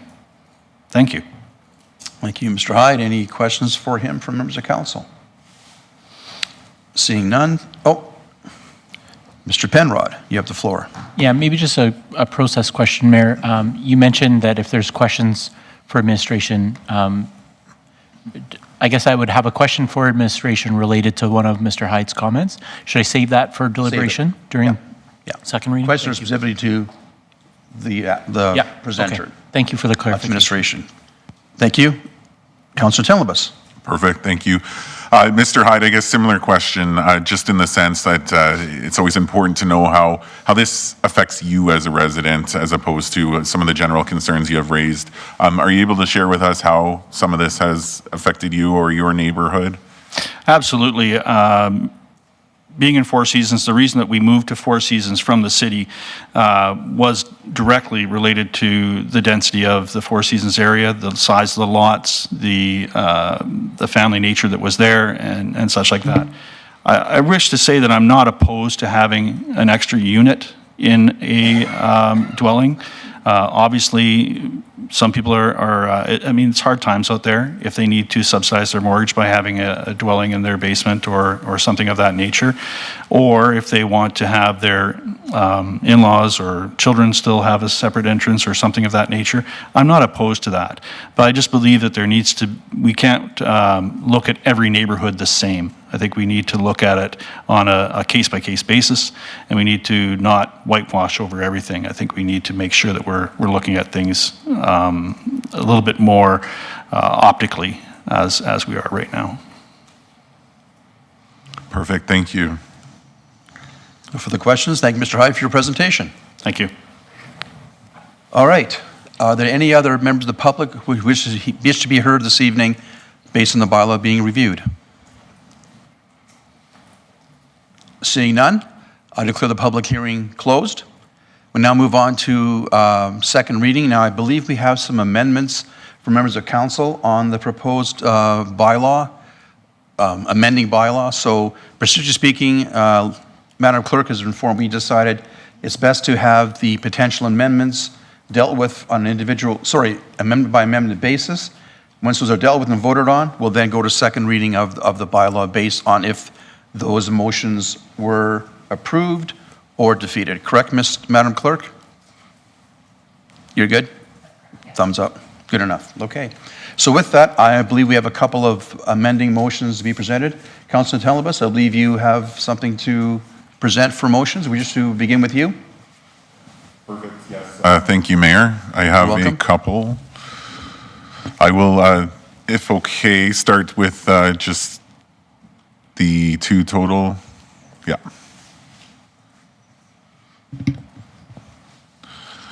When you're ready, Nathan, please proceed. Thank you, Mayor. Make I your would motion. like total number of dwelling units per lot to 2 in the conventional neighborhood, integrated neighborhood, Main Street, and mature neighborhood districts. Please speak to your motion. Absolutely.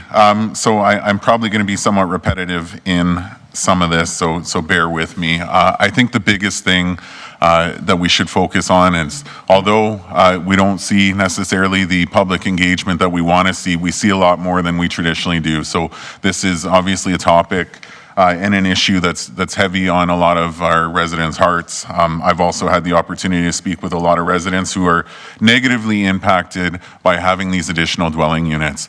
And it's not just necessarily a convenience thing. This becomes a safety concern. A big part of it is a lot of folks with young kids and all this additional traffic. We talk about some of the numbers that were provided, and Mr. Colesmith made a valid point. The number that we're proposing here is about 2.5 vehicles per per unit. So if we have a 2 or a 3 units in one resident, it creates concern. That's 7.5 vehicles. That's not including our RVs, additional work trucks, all of that. I would like to say that the example that was provided for Dan's Row is potentially an ideal scenario, because that is definitely not the scenario where there's additional on-street parking in all the communities. It did note the deficit for the actual on-site parking, but then a surplus on the street parking. However, again, that's not the case for every scenario, so I think it's important we keep that in mind.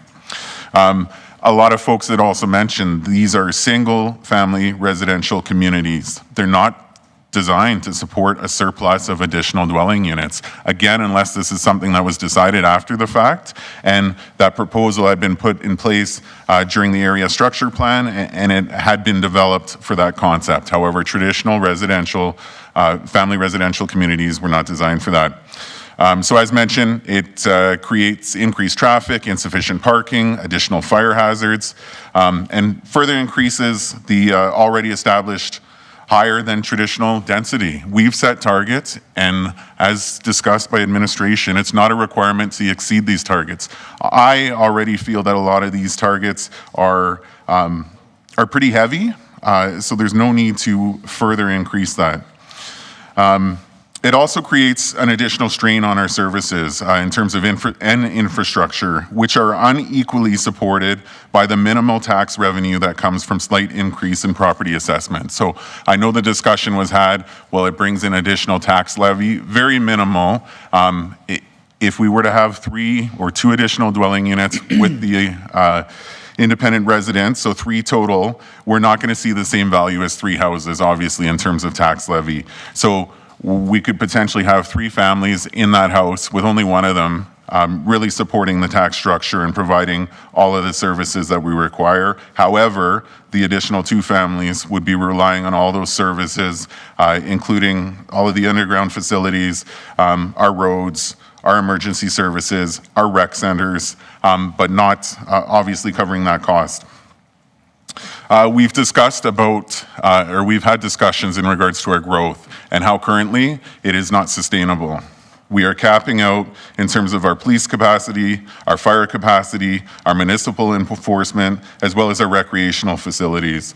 So by adding additional dwelling units where that cost is not covered and that tax levy is not fully covering the cost of these services, we're putting ourselves in further deficit, which ultimately will reduce in or result in increased tax levies. The other comment that was made was that the majority, 96% of the units that currently exist, fall within just the one additional dwelling unit. When asked the question to administration, the response provided is we want to be able to react when we have to.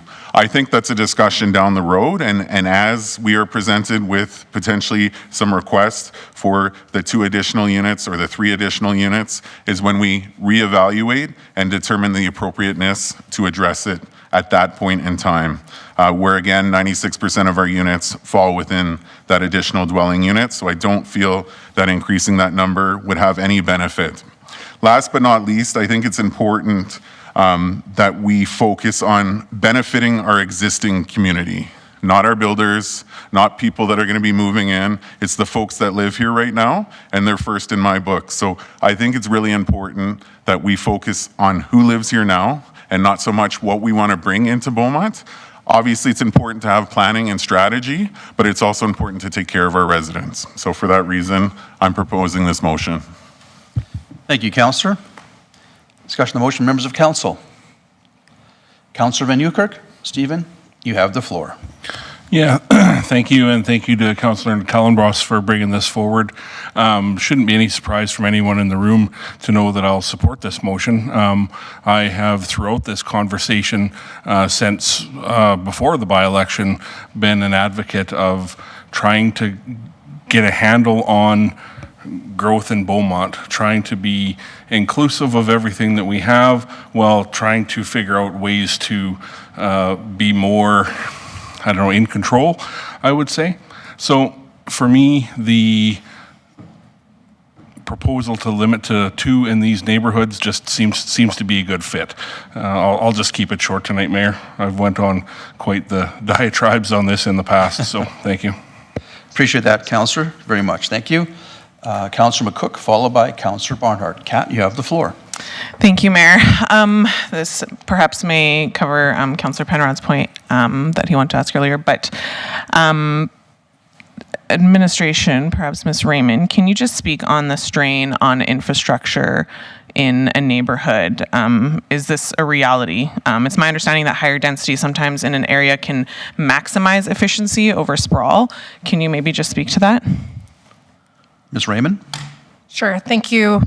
Through the mayor to Councillor McCook, yes. Additional dwelling units or more density on a specific line of infrastructure does more efficiently use that infrastructure. So where we're not having to extend more lines of water and sewer pipe to be able to accommodate the same number of residents, we're able to do that in a smaller footprint, leading to lower ongoing operations and maintenance costs and more full utilization of our city infrastructure services. And is that true for our current built-out neighborhoods, not for building for the future and thinking we're going to have ADUs on the street?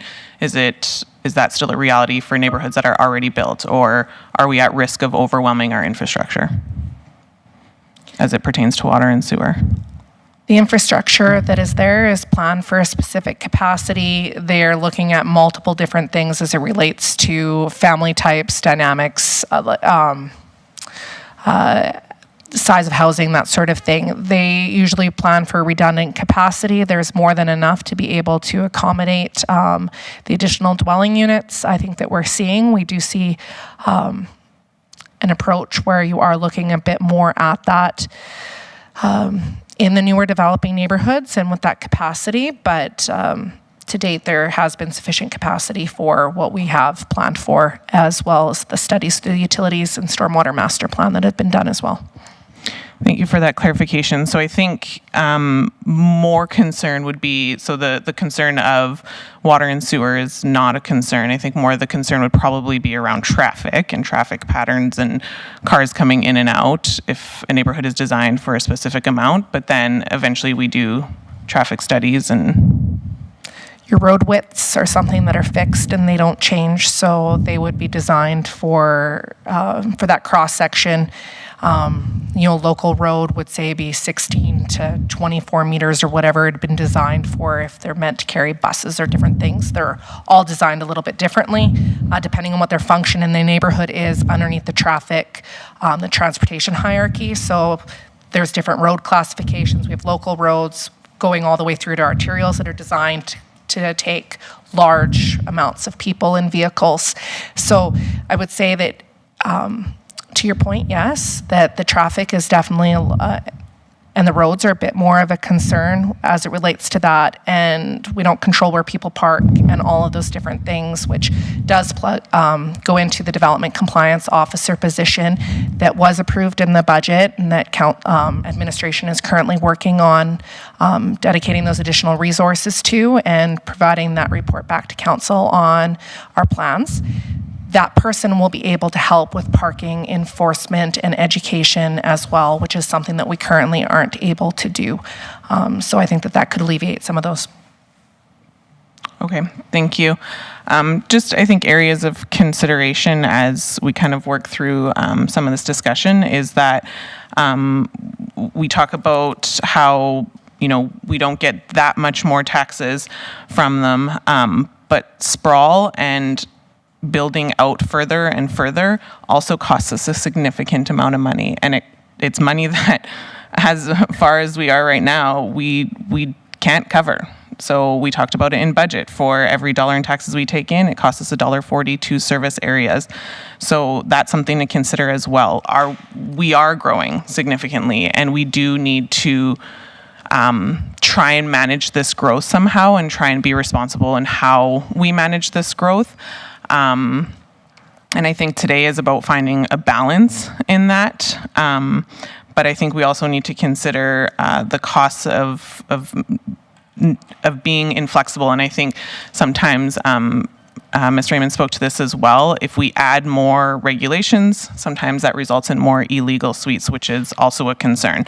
And then I also think that when we talk about benefiting existing community, I think this goes back to balance, is we do have existing community members. I've spoken to existing community members who are seniors, who have youth at home, who want to have a place for their youth to maybe stay and be a little bit more independent, or youth who are working here who,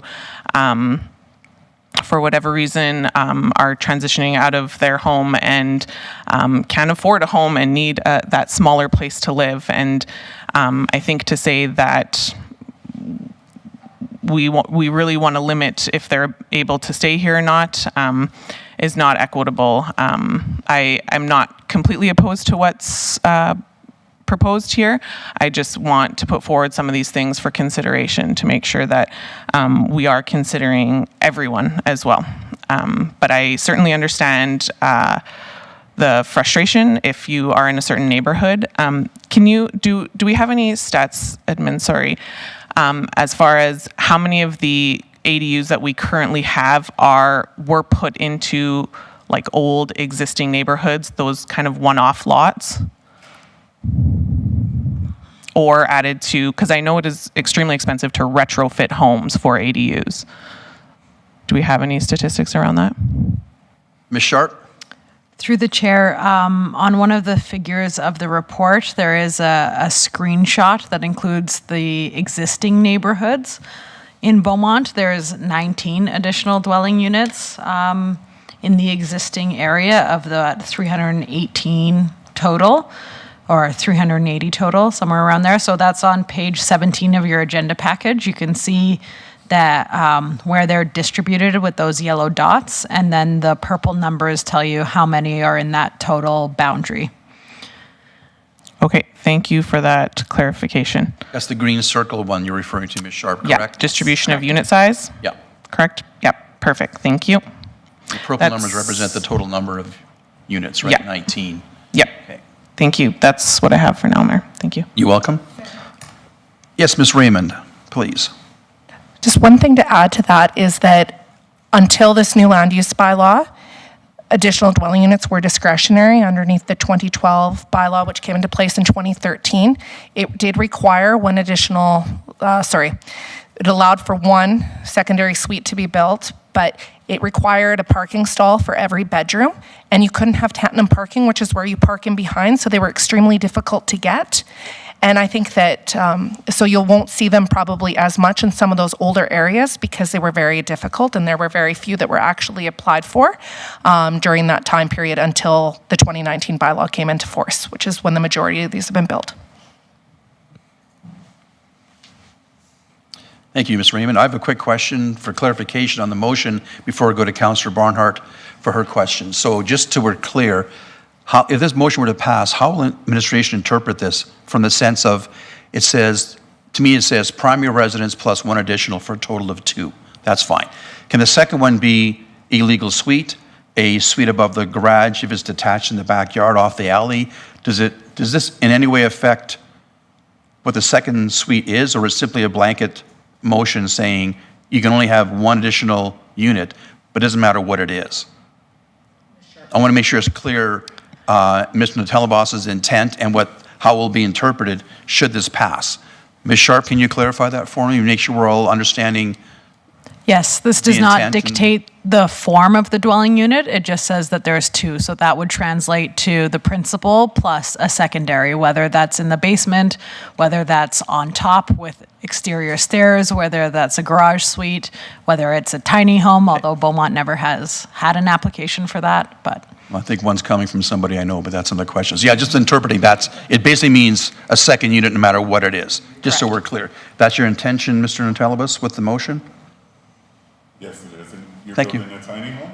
No, I know. My daughter loves tiny homes. I've just got a funny feeling we might be the first. Who knows? I can't say that in public, though, can I? I just did. I just did. Anyhow, my daughter will probably kill me now because she loves the tiny homes idea. So, Councillor Barnhart, you have the floor. Thank you very much, Mayor. The first question I have is to the administration. I can't remember all of the definitions of conventional, integrated, Main Street, mature, and I know you have the map, but I couldn't find it. Is there anything left? Is that almost all of the kinds of neighborhoods we have? Like, I'm trying to remember what the other ones are. Just clarify that for me. Like, does this cover the whole city, or is it just a part of the city? Through the chair, it excludes agricultural holdings. It excludes commercial and business light industrial districts. Both of those have dwelling units as a discretionary use, and typically it's integrated with a commercial, so it's usually a mixed-use building. Pardon? Main Street, yeah, sorry.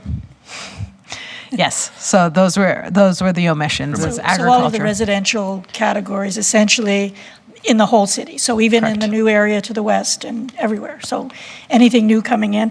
And as I asked before, this would not change what's already happened. Through the chair, no, there are 11 lots in the city of Beaumont that have 2 additional dwelling units. All of them are a basement suite and a detached garage in the rear. Those would be conventional non-conforming uses, so they would continue to operate. However, if the use discontinued for 6 months, then the permit would expire and they wouldn't be able to operate anymore if the city became aware of that.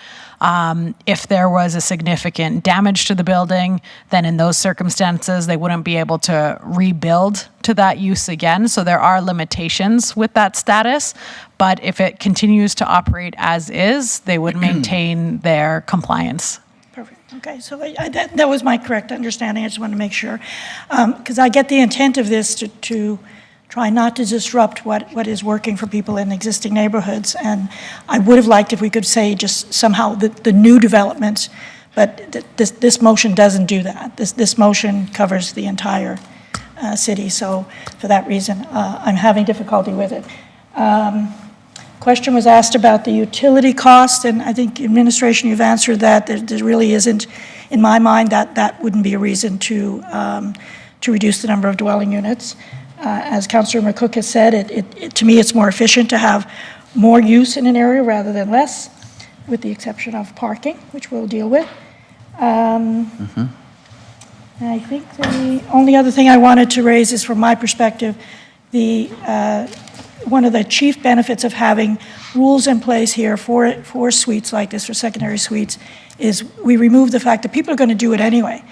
And just because we have rules about basement suites doesn't mean that people follow those rules. But I think the more we have education about why we have those rules, the better chance we have to enforce those. So in my mind, this speaks to the need for, this motion does not work towards building more affordable housing and increasing the density in our community, which in the future and now is starting to be needed quite significantly. I'll stop there, Mayor. Thank you, Councillor. I will go to Councillor Van Newkirk for a second comment. Steve, you have the floor. Yeah, thank you, Mayor. I am going to get onto my bulleted list here very quickly. So for me, it's not lost on me that Beaumont's experiencing a sustained period of high growth. And as stated earlier, which was a really good comment from administration, as new neighborhoods are built out and people move in, the sense of community, is created through those interactions. So, I thought that was a good thing to state. Then secondarily, regarding what's put forward here, I haven't heard really sustained or volumes of concerns from folks around the traditional, nanny suite scenario, which is contemplated here. So I just wanted to bring that up. But, the but to that is, I've heard numerous concerns around parking, and as Councillor Barnhart said, we'll get there. But I just wanted to introduce one piece that hasn't been as talked about on parking. So when we think of Beaumont as a growing community, and we think of the growth in kids, we're talking about schools all the time, right? Where's everybody going to go? Where are the schools going to go? So that's one piece of the puzzle. Then as the kids grow in age, where are they going to play? What does the teams look like? Do we have enough ice? Do we have enough fields? So we've had that conversation. But there's also a thought that I want to leave in the room surrounding, the density and the parking piece here, and I'll lay it down now, is that same bubble is going to become driving age. And Beaumont is going to become, the home to a lot of new vehicles, like not per se new vehicles, but vehicles new to the street. And even if a lower percentage of new drivers, even 20, 30, 40% of new drivers had cars, that's 20, 30, 40% more cars and vehicles in Beaumont parked than contemplated in the scenario, the survey, in addition to work vans, trailers, and all that other stuff that one of the presenters put forward. So there's a bubble of cars coming to Beaumont too. So I just wanted to put that out there, and I may reiterate that point later on, depending how this conversation goes, but I just wanted to lay that out there for everyone too. Thank you. Thank you, Councillor. Ms. Sharp, would you mind doing me a small favor? Can you just refresh my memory, the number of actual dwelling units that have 2 additional for a total of 3? How many are actually that we're right aware of in the city right now? 11. It's in the report somewhere, but I can't find it, so. 11. 11, okay. Okay. My comment simply is, when the bylaw was changed several years ago, and some of us on council did change the bylaw in that favor to allow more dwelling units to lessen sprawl, densify some of the people can get better mortgages and having a second unit. I didn't anticipate, I had no idea what to expect in terms of uptake, having 2 units or 3 units on your property beside the principal residence. Only seeing 11 or 12, there hasn't been a lot of uptake to the maximum of 3, let alone 4, that the current bylaw currently allows for. So I'm more looking at this amendment saying a maximum of 2. The vast majority of people who are doing additional units are only doing 1 additional for a total of 2. I do see some logic in the idea of saying, if we have 3, it does allow some people to accommodate that, or if a new future development allows that, but that's kind of predicting the future is hard to predict. So I'm entertaining this motion in my head, and with the logic of there wasn't a lot of uptake, what happened in the bylaw previously, to allow up to 3 additional units. Very little uptake seemed to have taken place based on the numbers you've given us. So that's just an observation I want to make while I'm sitting here thinking about it. Seeing other members of council with questions on this motion. See no further questions from anybody at this point. Nathan, I'll come to you for a final brief if you could. We have other motions coming, I believe, so we'll try and keep things moving along. We'll have a brief comment from you as your closing statement on your motion, then we'll go to the vote. Nathan, you have the floor. Perfect. Thank you, Mayor. I think it's important, obviously, to get all the feedback that was received from council. A lot of good things there. I do want to focus on some of the comments made by Councillor Van Newkirk. Just in regards to infrastructure, I know we focused on one aspect, the undergrounds. Fine, that may not be the biggest concern, but the roads themselves, as Councillor had mentioned, we have a lot of teenagers or growing kids that are going to bring additional vehicles. That's the infrastructure that's going to get damaged, are the roads, and there's no additional or very little additional tax levy coming in to support that. In addition to that is also all the buildings that we use, and as I had mentioned before, all of the services that we use, which aren't captured, I guess, don't correlate accordingly or according to the additional funds that will be collected just because of that increase on property value. Second to that, there were comments made about family living with you. 100% I support that. And this permits this to happen. By having that additional dwelling unit, you are able to have your in-laws in the basement or your teenager in your basement. It just makes it reasonable for all of the other residents within the community as well. We also talked about, well, we don't want to make the guidelines too strict or people aren't going to follow them. So let's loosen them up a bit. I don't think that's the approach either, because the same could be said for builders. If we loosen it up too much, well, then they can take advantage of this bylaw and then go their own route as well. So it's important that we look at it from both sides of the street. No pun intended there, and we figure out what's going on here. We got to evaluate it again from both perspectives: the builder, current residents, and new residents coming in. And as I mentioned, we've seen the concern that's coming from existing residents, and it's something that we have to take into consideration for this decision. Thank you. I think our definition of brief between you and I is a little bit different, but that's okay. I'm just pulling your leg a little bit. This is important stuff to talk about, and we'll take our time and talk about these amendments and have a good conversation about them. So, see no further comments, members of council. Sorry, Phil, I cut off discussion, so. Yeah, not discussion, just a procedural question. Okay, what is it, please? Can you just remind me as we vote, we're only 6 people. Yep. So a tie vote means Sorry, okay, yeah, good point. I thought, yeah, I should have said that before. In a tie vote, it's defeated. So a tie defeats the motion. It has to be majority, at least 4-2 in the case of 6 people. Okay, thank you for clarifying that. I should have said that at the beginning when Sam wasn't here, not be able to zoom in, that makes us a vote of 6, not a vote of 7. So thank you for clarifying that for the record. Seeing no further comments, and thank you, Nathan, for your wrap-up discussion there. Would you please activate? Mayor, Oh. sorry to interrupt. Madam Clerk, Thank you. I'm sorry. I just put your mug. Right, Go ahead. thank you. Sorry, there have been some discussions here among administration regarding the Main Street district. I'm wondering if we can get a recess just to clarify whether or not there is some information that should be brought forward. Okay, we'll take a 5-minute recess, as long as it takes, to make sure we have clarification before we go to the vote. Thank you. We are recessed. Let me know when we're live. Okay, we're back live after our administrative break to just review the proposed amending motion. Councilor Telebus has the motion before him. Have you had a chance to review it, Councilor? Are you comfortable with the wording? And while we're doing it, sorry, before I go to you, Councilor, administration, can you give us an idea why we had to change it, just so we have some context around the need to change it from what it was previously? Ms. Raymond.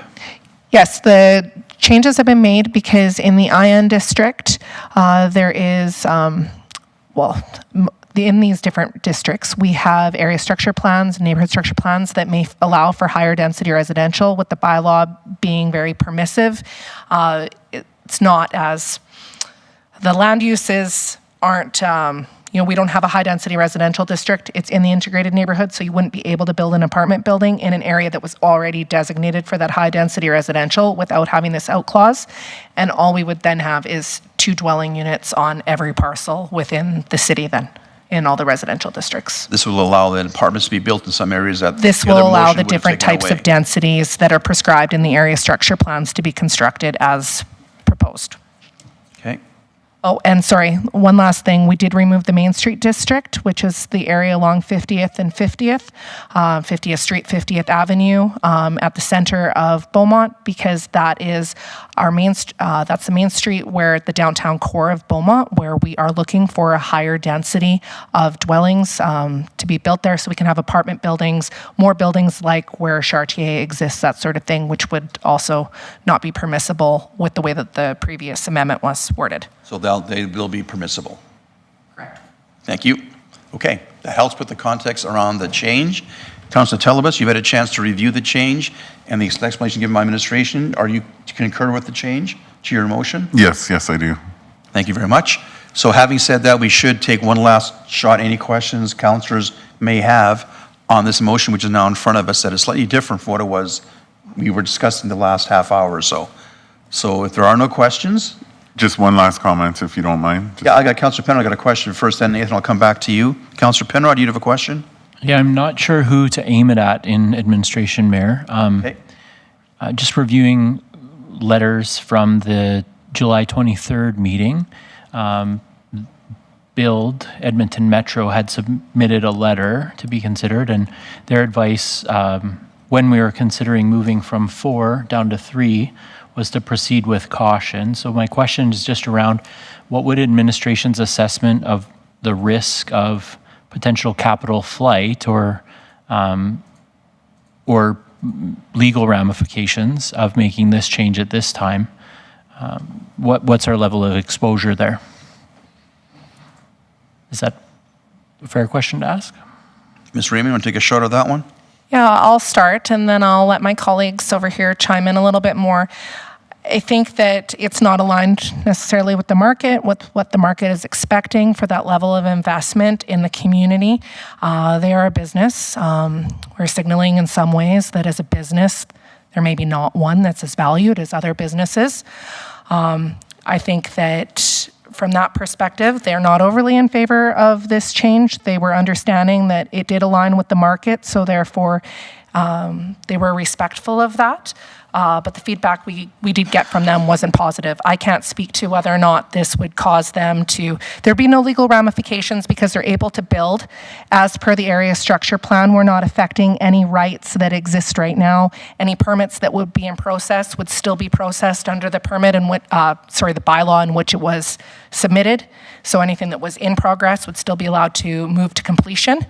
If this would affect any new permits coming in, and they're subject to the land use bylaw of the day. So there's no risk there from that perspective. Thank you. Just wondering if there's any other comments from administration? So just say, in my view, this is one of those issues where there's some competing interests here in under consideration, not just the ones that we've already talked about. I won't reiterate those, but we are actively trying to bring more business to Beaumont, and this move potentially impacts that. I guess that's the major one that I'm thinking about here now. We're in a housing crisis nationally. We're in an affordability crisis nationally. This impacts our ability as Beaumont to do our fair share in that. So in my mind, supporting this, which I'm inclined to do, it really does potentially throttle the growth of Beaumont. In my mind, it's really a response to what we're hearing from the grassroots members of Beaumont. My concern, though, is are we making decisions today that are going to actually continue to force people out of the community? And that's spoken to in the reports around the equity and the diversity that we strive to achieve in the community. So these are just the thoughts as I prepare to vote. Thank you. Thank you. Nathan, you had one quick comment you wanted to make, and then we'll go to the vote. Thank you, Mayor. It's probably my version of quick, but I will just quickly speak to that. I guess first, to Councillor Penrod's comments, I know you had made the comment, the concern potentially pushing businesses or others out of our community. I'm actually scared that we're going to push existing residents out of our community if we were to continue with having the additional dwelling units beyond the one that's being proposed. I also think it's really important to note that, as Ms. Raymond had mentioned, there's next to no risk in terms of potential legal action and what have you should we adjust this. And those folks that have already been approved or have existing residents that don't meet this requirement are also unaffected. I also want to highlight that the only individuals here are residents of the community, and they're speaking against it tonight. So for that reason, I hope I have everyone's support, or at least the majority of the support from council. All right, thank you, Councillor. Appreciate that. So seeing no further comments, would you please initiate the voting process?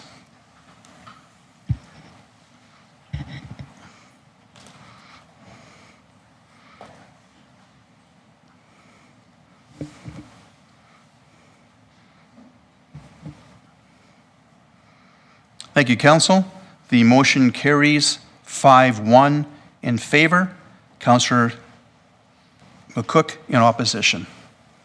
Thank you, Council. Appreciate that.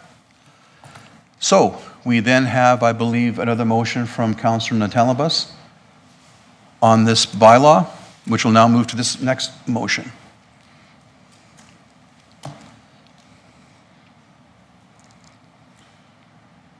Perfect.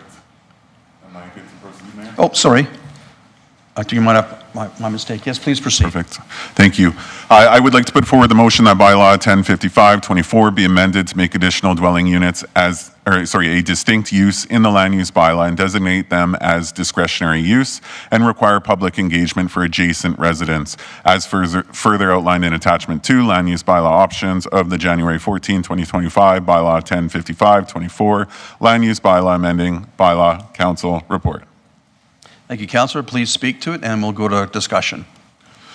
Perfect. Thank you, Mayor. Again, this is a scenario where I think it's important that we do have the engagement of the public and provide them with the opportunity to contest or appeal a potential development that does not or they feel does not meet the requirements for that area. I know there was discussion in regards to the potential for rifts amongst neighbors or concerns of conflict amongst neighbors, but I think every individual within the community should have the opportunity to express their concerns, especially if they're legitimate, to provide administration the opportunity to further review it and make sure it aligns with the bylaw. Thank you, Councillor. Discussion on the motion. Members of Council? And this makes the additional units discretionary, not automatic based on the land use bylaw. Councillor Penrod, you have the floor. Thanks, Mayor Daniluk. Just reflecting on the advice we received from administration on this particular amendment, I'm inclined to vote against it. If I heard and understood correctly, the use of the word disenfranchisement was in a technical fashion, maybe even a legal fashion. And I just reflect on another issue that Councillor Natellenbos and I have spent the better part of a year trying to work on improving, which is encouraging folks who've incurred tax penalties to be able to come forward and appeal those. And I think that's actually an example of exactly what we're talking here about disenfranchisement. If people are asked to bring forward a concern or make an appeal, but the underlying factors that council, or in this case the authority, is able to consider doesn't actually allow for any possibility of that concern actually being acted upon, then it's done in bad faith. And so I think in good faith I can't support this amendment just because I've spent a better part of a year trying to fix that issue on another front, and I think we expose ourselves to that same problem here. So that's where I'm at. Thank you, Councillor. Councillor Newkirk. Stephen, you have the floor. Thank you, Mayor. Just a question for administration around a couple of initiatives that were referred to earlier in the evening. It was stated that there was existing work underway around how to include more or just include period public engagement in the subdivision process. And then there was another piece around got too many notes here to find it. There was 2 points made earlier that the administration was trying to add some additional public engagement into. Could you speak to those again, please? Ms. Sharp or Ms. Raymond? Who wants to take a crack Undertaking at that a one? Ms. Sharp? notification review was a notification review and looking for room in the subdivision process to include engagement. So I found my notes.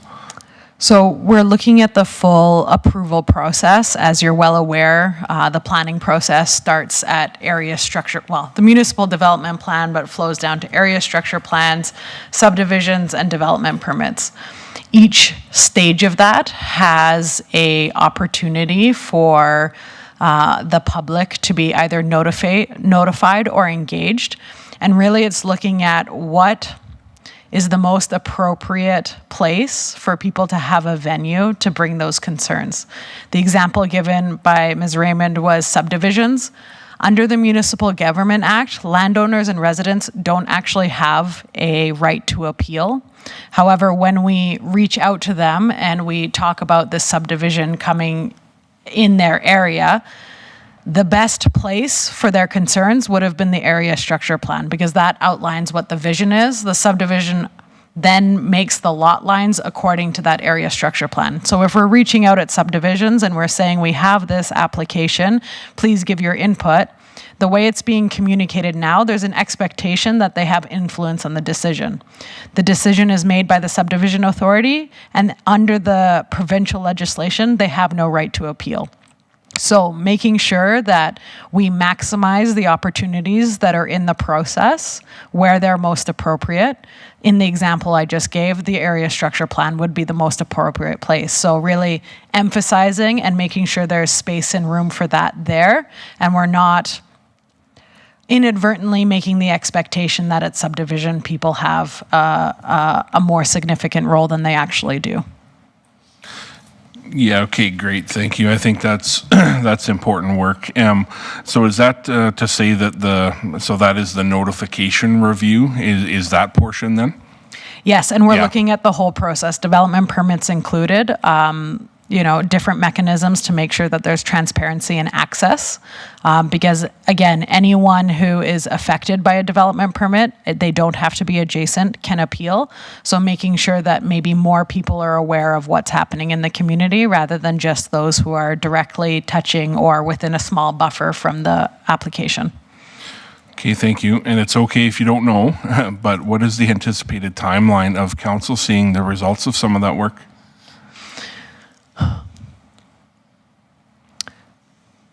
Is it even Q1, Q2, Q3? Like,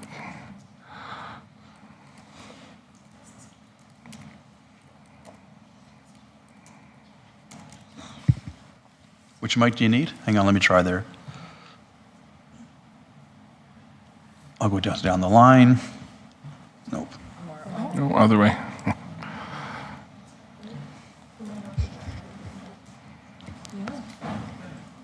Ms. Raymond, your mic is working. That was not for some reason. Miss Foley is going to come in, Yep, thank you. I guess. Thank you. Jumping in. To answer your question, we have done some work with an external consultant to develop materials related to notifications. So we're looking at things like including signage that will allow a wider range of people to be aware of what's happening in the community. And our intention is to bring that forward to council in Q1. Okay, so it's fairly soon actually then that we'll see the results of that discussion. Okay, thank you. So I think for myself, I completely understand where this is going. And I want to ensure that the public engagement can happen in the right place. And my concern with supporting this tonight is that I would like to see the outcome of that notification review before we make it a discretionary use and potentially jam up the subdivision appeal board and potentially have an ask from administration to put more people in to unjam things. So the spirit of this I understand and I support the spirit of it, but for me I think I just need to see that results of that notification review process discussion piece before I would be a yes here. So that's new. This is all new information for me tonight, I would say, because coming into tonight, I didn't know that this notification review piece was coming to us. So, thank you. Thanks, Steve. I agree with you. Any other members of council wanting to speak? Councillor Barnhart, I see your hand. Oh, hang on. Oh, yeah, it's Councillor Barnhart, followed by Councillor McCook. Kathy, you have the floor. So I just want to clarify that calling it discretionary and requiring public engagement doesn't necessarily lead to the outcome that the residents are bringing forward. Like what I hear from the administration is that there's a better time and place for that engagement to occur than waiting until it's at that stage, and the discretionary use would be probably too late in the process to really change what would be happening. I'm thinking of the certainty of building and the developer and perhaps the owner, the cost that they put into making those changes. If it's coming at the end of the process, that takes away that certainty. Just comment. I'm judging from your face, I might have that wrong. So maybe tell me where I went wrong. Through the chair, most of it is right. So the discretionary use, it wouldn't necessarily be too late, but the scope of what can be considered for the decision is limited. We would be looking at the same considerations, so parking, setback, all of those things, definitely impacts on surrounding areas. I think the issue becomes when a use is fairly predictable in terms of what its impacts are, and you've addressed those through the regulations. When someone then appeals it, it's very unlikely, although it's the Subdivision Development Appeal Board, so I'm hesitant to speak on their behalf, but based on historical data on appeals, it's very unlikely to have the decision be a refusal if it was an approval based on the regulations. So in other words, we couldn't have a decision changed because a resident just didn't want that to be there, regardless of whether they met the parking requirements or met the space or setback, whatever that might be. It can't be denied just because I don't want it there. In other words, they've already met those rules for it to get to that stage. Correct. So what happens is the decision, it doesn't mean a veto power for anyone who appeals. It means that if you appeal the decision gets taken out of the development officer's hands and becomes the decision of the Subdivision Development and Appeal Board. And administration would make a presentation on why they made that decision. The appellant would make a presentation on why they're appealing it. And then the SDAB makes a decision based on the scope that they're able to make a decision within, which is based on planning matters and land use impacts, not based on dislike of density, for example. It's the same rules they're following. The appeal board is following, supposedly, but again, error can happen, but supposedly we're following the same rules. It's just another step in the process to ensure that those rules are being followed. Correct. And that is why there's a lot of care that goes into deciding what's a discretionary use. It's based on uses that have varying impacts. Again, home-based business majors. It might be one client coming in for a hair salon. It can be 10. There can be quite a scope in that. And also based on things that may or may not be compatible with the surrounding uses. In this land use bylaw, it was decided that an additional dwelling unit is very much compatible with a residential use. Therefore, it should be permitted. When you're looking at discretionary uses, it's more of those gray area uses. Is it always appropriate, or is there some opportunities where it's not appropriate in that district? Thank you. That makes the most sense to me, the differentiation between permitted and discretionary. Basically, it is residential. It's used for that purpose. We're not in this case talking about a home-based business. We're talking about a residential unit. Appreciate that. Thank you. Thank you, Councillor. Councillor McCook. Kat, you have the floor. Yeah, I think anytime I look at anything like this, I always wonder, like, what's the problem we're trying to solve, and why are we trying, like, why do we need to do this? I think in this way, it either intentionally or unintentionally opens up issues. I think Ms. Sharp explained it well. Most people aren't well versed on land use bylaws and all the rules and discretionary use and whatnot. So if I get a sheet, for example, saying, hey, your neighbor is putting in a suite, do you oppose it, or do you have anything to say about it?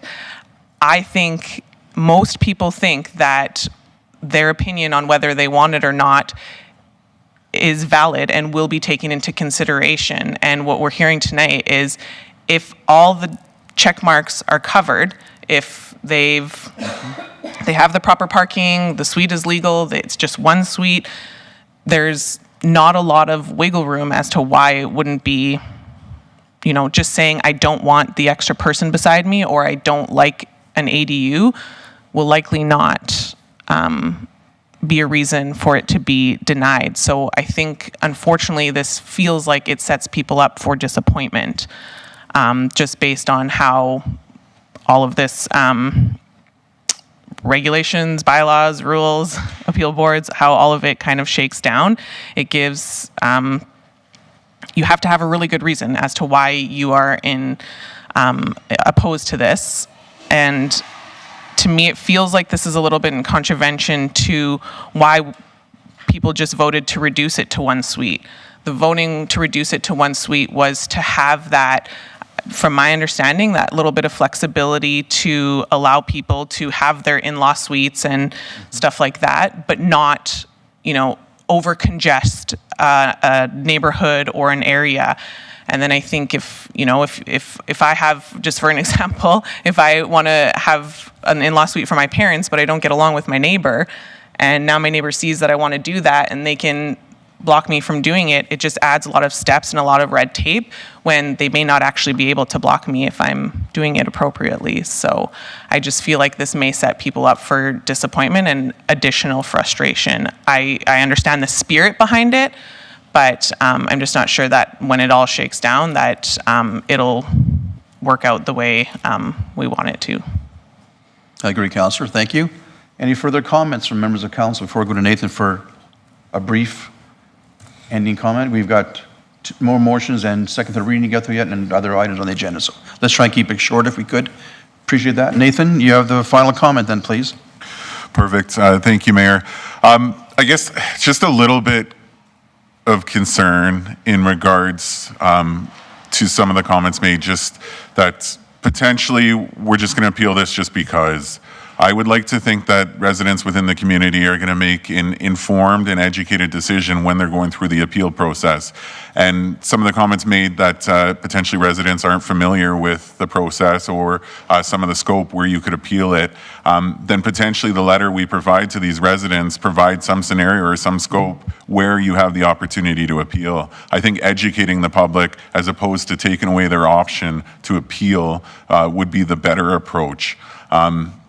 Administration does a great job, but there's a potential too that a mistake was made. So if a mistake was made and an approval was granted, there's no opportunity for this individual or this resident to appeal the decision. We've taken that basic right away, or should be a right, to appeal. So my concern is if we say, okay, well, they're not too familiar with the bylaw, they're just going to appeal it every time. Well, I don't think that's the right answer. I think we should still provide that avenue so that they have the opportunity to express concerns that could potentially be correct.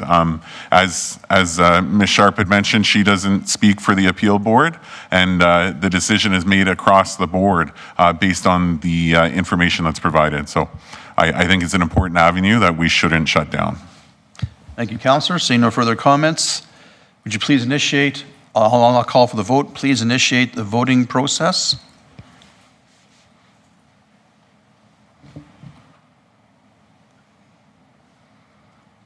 I'm waiting for one more vote. I only see 5 here. Nope, there we are. The motion is defeated, 5-1. Councillor Telebas in favor. Thank you, Council. I believe we have another motion coming from Councillor Telebas. Is that correct, Nathan? I believe. Yes, Mayor, I'm on fire tonight. Yes, you are. We're going to deal with this motion, then we're going to take a short break. It's already almost 9 o'clock, and then we'll keep things moving along, and we'll have to determine our agenda as we move forward. So we have this motion. Is there another motion as well, or just the 3? From Nathan, just 3, Nathan, I believe? I believe so. And no other motion that I'm aware of. If there are motions additional, we'll entertain them, but we'll do this motion, and we'll take a break, and then we'll move on to second and third reading, and then on to 7 and 8, and the rest of the agenda. So Nathan, please present your motion.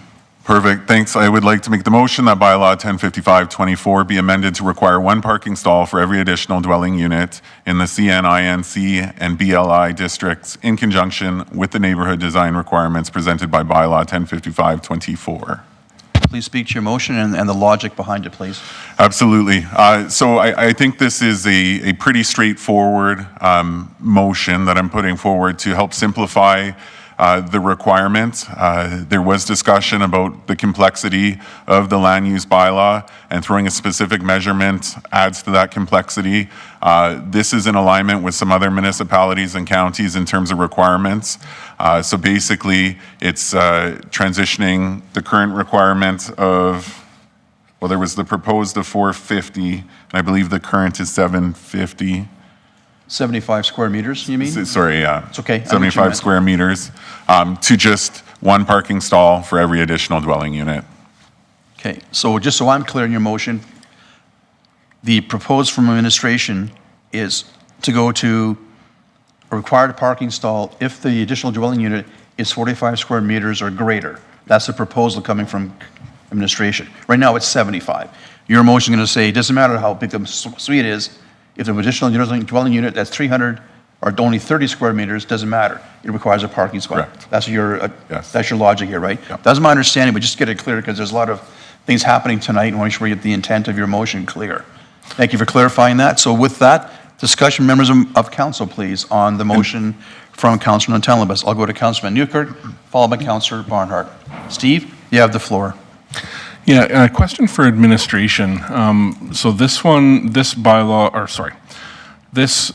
proposal would be 1 stall for every additional dwelling unit, which differs from the recommendation in the report of 1 to 45. Just wondering if administration could speak to the implications of one versus the other, and administration put forward 1 per 45, so to me, we're kind of in a scenario where you either support 1 per 45 or 1 per additional ADU. Like, I don't know that those would double stack. So could administration speak to that? And the recommendations in the report, just for clarity for those who are watching. Yes, through the chair. That recommendation, at the previous meeting in July, council specifically asked administration to look for 1 stall per 45 meters squared. When we looked at that pie chart to see how they were, how many of each, what was the proportionate share of each of those categories, that was to give you options if you wanted to go up or down. It's only 9% of the applications that are under 45 meters squared. So the implication is that it provides a option for those who want a small space and don't have a car, for example, maybe a senior. However, there isn't a radical difference between the two if council wanted to move in that direction. I'll also use this opportunity to clarify that actually administration's recommendation was 1 stall for every dwelling unit over 45 meters square, not limited to additional dwelling units. So that would be apartment buildings, apartment units, condo units, all of them. Administration would like to maintain that aspect of the motion. If you were looking for 1 stall for every additional dwelling unit, to actually state 1 stall for every dwelling unit. One being that it addresses some concerns about some apartment buildings that are maybe trying to reduce their parking requirements in a way that isn't as functional as it could be. And also, additional dwelling unit is not a use right now in the land use bylaw, so operationally it's complicated to highlight them specifically for the parking regulation. So if council is amenable, that would be the recommendation, that remove the term additional and just make it 1 stall for every dwelling unit. Thank you for that. Thank you for that answer and that clarity. And just looking to the clerk, would that be considered a friendly amendment to remove the word additional? Madam Clerk, can Nathan simply agree to that? Yeah, if Councilor Tellenbos agrees to that, we can remove that. I would propose that friendly amendment suggested by administration to remove the word additional, Councillor. Councilor Tellenbos, you concur? Perfect, yeah. Thank you. For the clarification, Ms. Sharp. Okay. So the word additional is taken out. Thank you very much. Councilor Newt Van Duert, anything further? Councilor Penrod, you have the floor. Thanks, Mayor. And either for Councillor Natellenbos or for administration, I'm checking my notes, but you can maybe answer more quickly. The districts that are mentioned in here, are they the same as what's mentioned in the recommended approach from administration, or is there additional or some left out of your motion? Just probing for changes that might, Ms. Sharp, we might not have contemplated yet. Through the chair, yes, it includes all of the same ones and also omits the Main Street, the mature neighborhood, and the agricultural holdings as recommended. Thank you. so the districts are consistent. Okay, thank that. Councilor Barnhart. Kathy, you have the floor. Thank you. I'm just trying to get my head around circumstances where there's a senior or an adolescent or a young person who doesn't drive and doesn't intend to be driving. So this does become a bit of a barrier. They have to have a parking stall, even if they don't have a vehicle. That's essentially what this says, right? I would assume so, correct?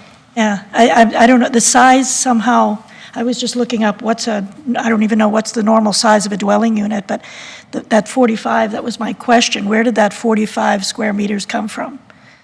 Do you recall, or what, is that some kind of standard? To the chair, it was a motion from council. So council defined the 45 meters squared. Pardon? There was no other justification for the 45? No, and for information, it translates to roughly 484 square feet. That's a fairly small space, isn't it? Yeah. I'm torn, I do want to see parking addressed, but I'm not sure this doesn't affect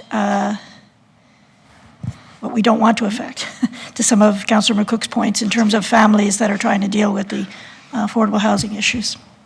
So I'm Perhaps thinking I can about help it. you, Councillor Barnhart, before I go to Councillor Van Newkirk. If I can ask the administration, as best you can anticipate, if this motion were to pass, what are the potential negative effects that I'm not potentially seeing as a layperson, not as well versed as administration is on land use issues and implications of decision-making? Is there potential downside to this motion that I'm not aware of? As Steve would sometimes say, I don't know what I don't know. So I'll use his phrase on this particular situation and educate me. Is there something about this amendment, if it goes through, that could have negative implications for other developments or just in general that I'm not thinking of or seeing? Could you assist me as best you can? If you can't, that's okay, but if you can, that would be helpful. Typically, it's really just about choice. So this requires that every single dwelling unit has one stall. It removes that small window, as small as it may be, for someone to say, you know what, I don't need a car, I don't want that added cost, so I'm going to deliberately make my dwelling unit under that threshold so that I'm not required. Of course, there's always, not to complicate the issue, there's always the ability to ask for a variance. We typically don't entertain variances around parking, and we haven't historically. Again, right now, it represents 9% of applications that would fall outside, that would be under 45 meters squared. Another consideration is because garages are included in part of the parking, most, for example, front attached garage products have 4 parking stalls built into them. So a lot of it tends to be there anyways, just depending on how it's being used, but it does remove that small window of choice that we were maintaining in the previous recommendation. Thank you. Before I go to Councilor Newkirk, so I guess I understand the intent of this and where it wants to go. I'm just a little hesitant because it is only 9%, but I'm in favor of the suggestion of anything over 45 square meters. I'm in favor of that amendment as part of this bylaw.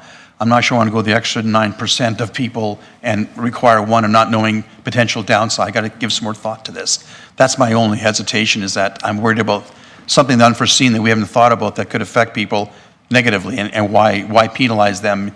I think anything over 45 square meters having a parking stall under the new proposal is very comprehensive and will take care of almost every situation. So I'm a little hesitant.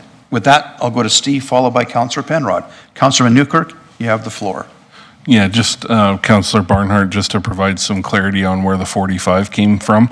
That was a number that I came up with and included in a previous motion earlier in the process. So that's where that came from, and it has carried through. So yeah, that's all I was going to state, Mayor.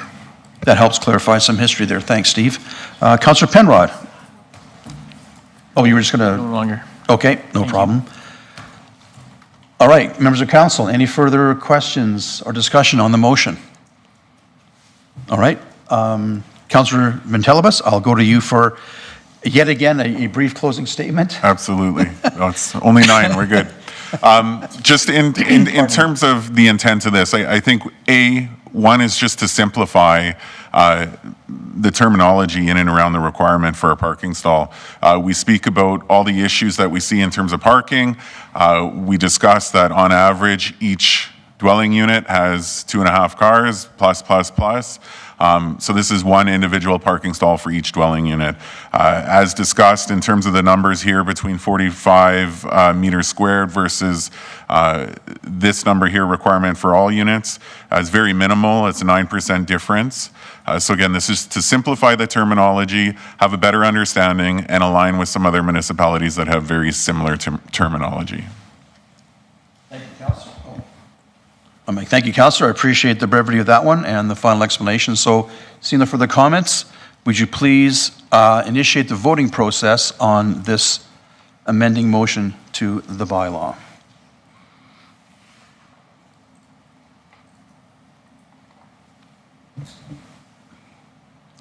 Councillor Penrod, yes, thank you, Councillor Penrod, that came in. The motion is passed, 6-0 in favor, so unanimous vote on this motion. Thank you, Council. Thank you, Councillor Natelibus. It's 9:07 now. We're going to take a short break, 5 minutes, environmental studies break. We'll come back and then we'll propose. I know there's no more motions, so we'll go to second reading of the bylaw, and then we'll have discussion on that, and then we'll do third reading and move on to our agenda. So we're adjourned for 5 minutes, please. We're live. Thank you. Good evening. We're back after a short break. We have concluded the amending motions on item 6.1, bylaw 1055-24, land use bylaw, amending bylaw. I'll now move to second reading. The member of council willing to move second reading on the bylaw. Councilor Telebas, I was going to come to you. After all we've gone through, the least you can do is move second reading. Thanks, Nathan. I'm just giving you a little shot there. No, I appreciate it. We'll put the motion on the screen in a moment here.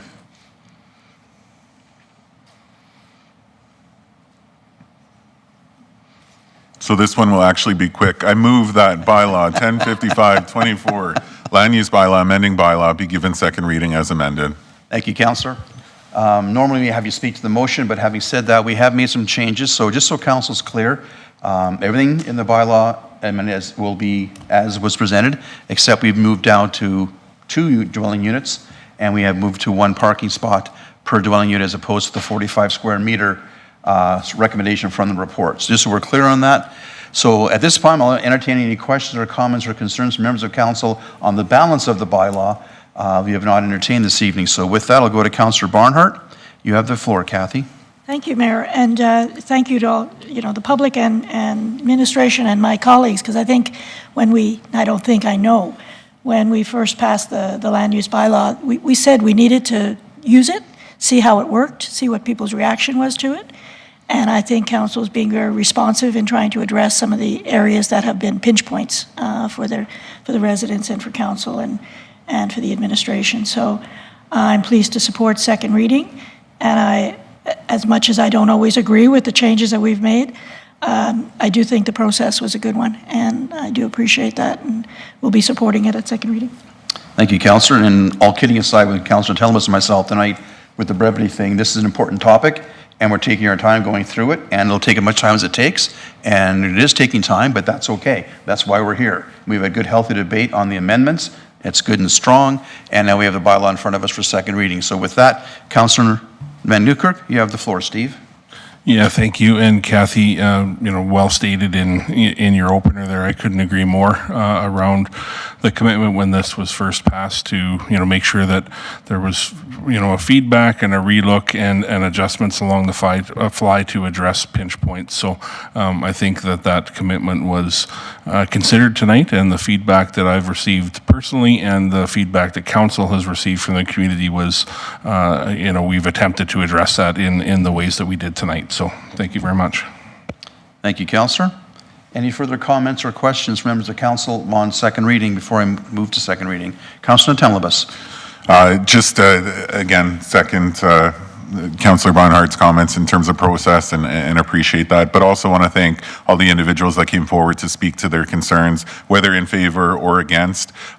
That's the only way, aside from communicating with the public, on an ongoing basis and a daily basis, is having folks come here and share their feelings in regards to bylaws or any concern within the community. So thank you for coming out. Really appreciate it.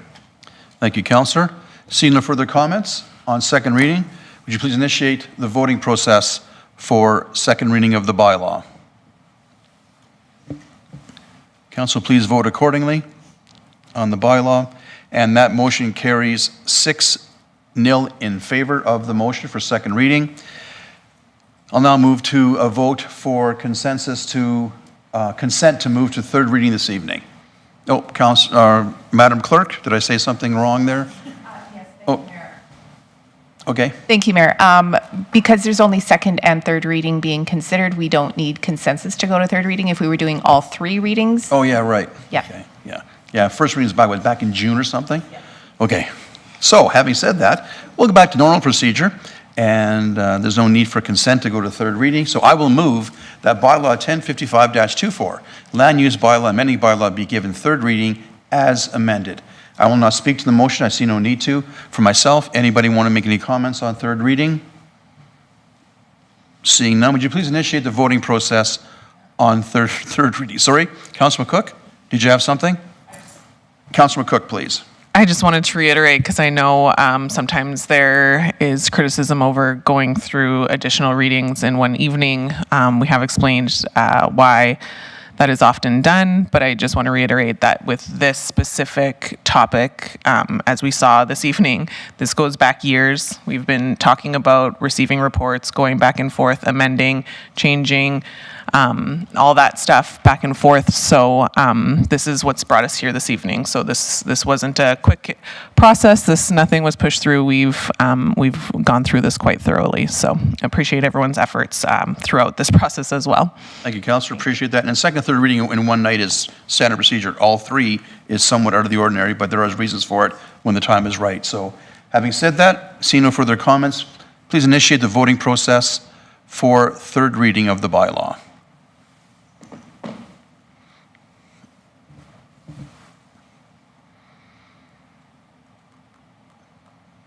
Kathy, you hit your pad one more time. I'm showing nothing here. Thank you very much.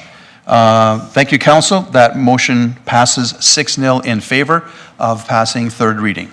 Thank you, Council, for the excellent discussion on the bylaw. Very important, and you did good work this evening on that portion of our agenda. Moving on now to 7.1, Traffic Safety Bylaw Loud Vehicle Noise Report. That was taken off consent. Do we require any, Councillor Penner, you took it off consent. Do you require administration to present it, or do you have a question that can be answered quickly and we can move on?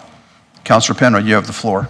Thanks, Mayor. The latter. So it's just one of these pieces where my question's pretty quick, but if we don't pull it off consent agenda, we don't have the chance to speak to it. So thank you for the report. This is definitely a piece that has come and evolved, not unlike the last one that we discussed, from direct citizen feedback and engagement. My question really is around, we have data that has been generated through a process administration's followed proactively. We try to be about data-informed decisions, right? I guess Councillor Van Nieuwkerk said it well offline. I think the spirit that we want to operate under is wherever possible, we make data as public as we can. But there is an aspect of this report that's under closed. And so my question was just around what's the rationale for keeping that data proprietary? And is there a way that we could alter it, like by aggregating it, for example? I can understand if maybe we don't necessarily want folks to know exactly where the data collection devices are, because that can skew the results of what we're trying to collect. I just wonder if there's a way to aggregate the data so that we can make as much of it public as possible. Thank you. Chief Director Melvin. Through the mayor to Councillor Penrod. Presently on the data reports, it does show the location of those areas. And we wanted to make sure that, back to your initial comment, that the data is not skewed in any way where everybody knows it so they can see how loud they can do that. The piece also with the data is that if we do see a spike somewhere, we can go into the system and do date timestamp and pull the video at the same time to see if it was emergency vehicles, if it was construction equipment. We can pinpoint the general of a vehicle. We can't pinpoint any biometrics or of the driver or of the plate of the vehicle. That's not the intent of the system. The intent of the system is that, is there a noise concern, or is it a perception of noise concern based on what the decibel readings are? So we currently are using that data also to say in these certain areas where we had concerns, we're using our municipal enforcement to actively patrol those areas to, if we have any particular where we have the same truck, same morning, same sound, then they can go, okay, well, this is what we're reporting, this is what the data shows. We can use that as being a proactive education session. We can't use any of the video data for any court proceedings, anything like that. It's more to capture and educate and give council some data to analyze to say this is what we're seeing. The benefit that we do have is that all this equipment is City Beaumont property, and we do have the ability to move it in different areas of the city when required. So we can move them around as long as it can be powered and is suitable for that situation. So. Thank you. And that, you already spoke to my second question was, which was that, do we own this equipment? And we do. And so it's basically a cost that's been incurred and ongoing. It's not an additional budgetary amount to continue to operate the equipment, correct? Correct. Through the mayor to Councillor Penrod, we would just have to pay the kind of the licensing fee to get access to the system. Okay. Thank you. Thank you. Seeing no further questions on the report, I will make the motion to adopt as information. Please put the motion on the screen.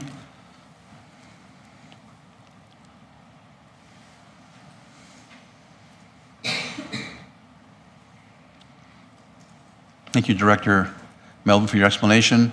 I'll move that January 14, 2025 Traffic Safety Bylaw Loud Vehicle Noise Report be received as information. I will not speak to the motion. Discussion on the motion from any members of council or questions?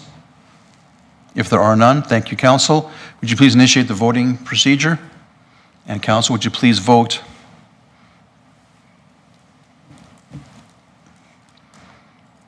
Thank you, council. That motion carries unanimously, 6-0 in favor of the motion. Thank you, council. Next on our agenda is item 8.1, Bylaw 1068-25, Traffic Safety Bylaw, amending bylaw, first, second, and third readings. Before I go to Councillor Penrod, who took it off consent, I'll ask Madam Clerk to explain to us the nature of the bylaw, amending bylaw here, and why we're doing first, second, third reading, which then I'll give Councillor Penrod opportunity to speak to why he took it off consent, and we can deal with it accordingly. Madam Clerk. Thank you, Mayor. This bylaw, similar to other bylaws that have received all three readings in one meeting, addresses some housekeeping matters that we needed to make to the bylaw. It also addresses some operational issues to help us out better in the field. I can let Director Melvin speak better to that. But it's not uncommon for a bylaw to have three readings at one meeting, given the nature of the amendments for this bylaw. Thank you. So procedurally speaking, should we go to first reading first and then have Councillor Penrod express his concerns why he took it off consent, or go to Councillor Penrod first? What's the best way to proceed? Either way is fine. Okay, I'll go to Councillor Penrod first, and then we can go through the readings once we know what your thoughts were on taking it off consent. Phil, you have the floor. Thanks, Mayor. You've already actually spoken to the main reason why I pulled it off consent. Again, just to hear some rationale for why three readings in one session. Understanding that there are perfectly legitimate and best practice reasons for moving three readings. And I guess I do have the one question, so I'll save that until after first reading. Thank you. Okay, then I will move that, having said that, I will move that bylaw 1068-25. Oh, wow, what are you doing there? That's okay. I thought it was my eyes for a second there. It was the screen.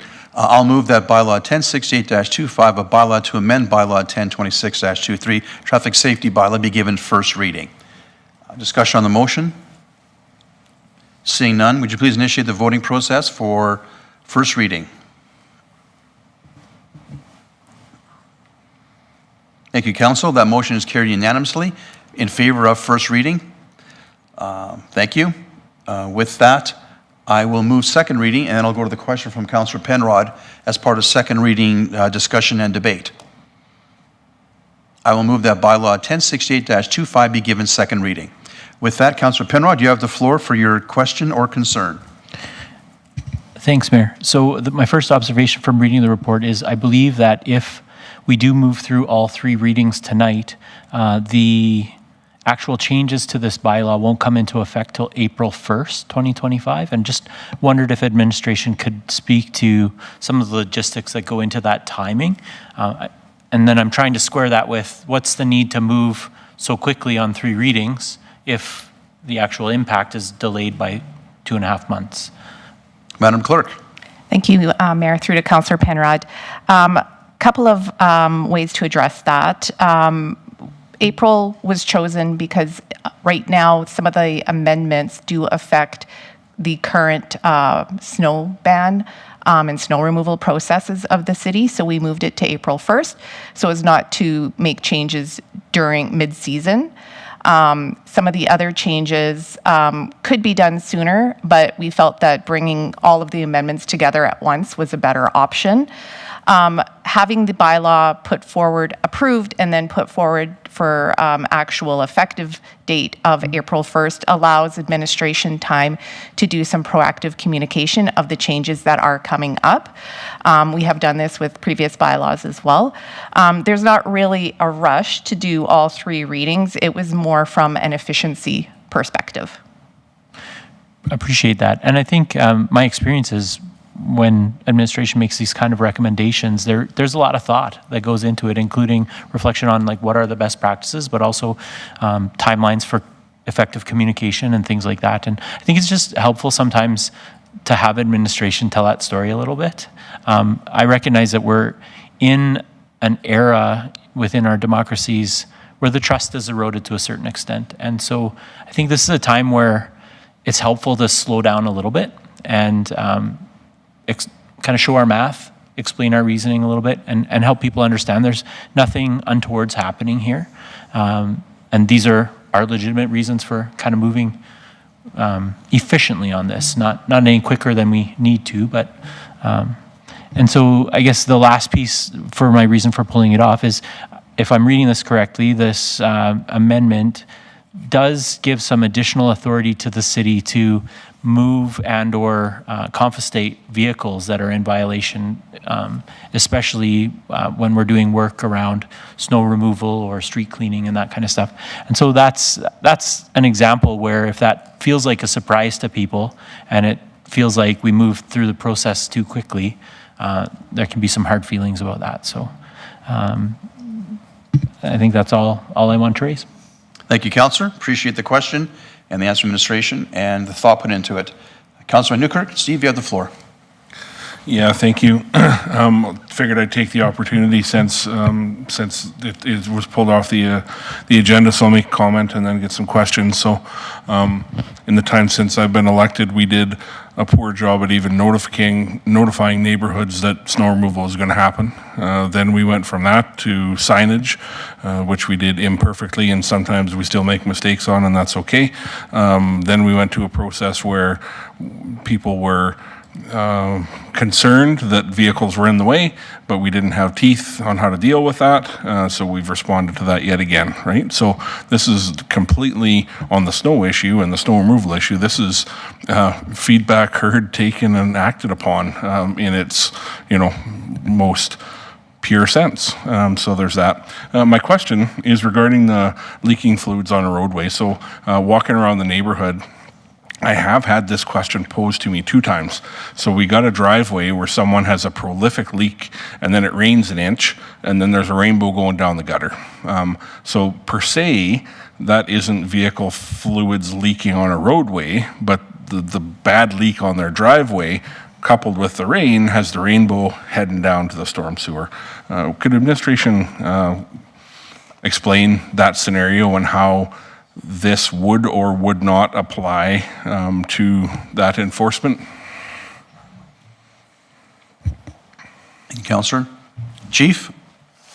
Through the mayor to Councillor Van Newkirk, anything that's on the roadway would be detailed under the traffic safety bylaw. That piece we addressed under the community standards bylaw because it's on the residential use. We still have the ability under Alberta Environment to raise a concern also with that. A lot of times we get late notified, the damage is already done, so there's still some investigation on that point, but those were the 2 differences. If it happens on your property, it's no different if it was on the grass and it goes into the water table. This one really addresses the stuff that's on the highway, specifically when a truck is leaking oil and we can't find the truck anymore or it's gone or whatever. This is what this is trying to attempt, and also anybody doing work on the roadway that causes fluids leak on the ground. Or the scenario where you know your truck has a leak, so you don't want it on your driveway, so you park it on the road. So just tossing that out there at 9:31 tonight too. Thanks, Mayor. Thank you, Councillor. Any further questions or comments on second reading? Seeing none, would you please initiate the voting process for second reading of the bylaw? Oh, where's my cursor here?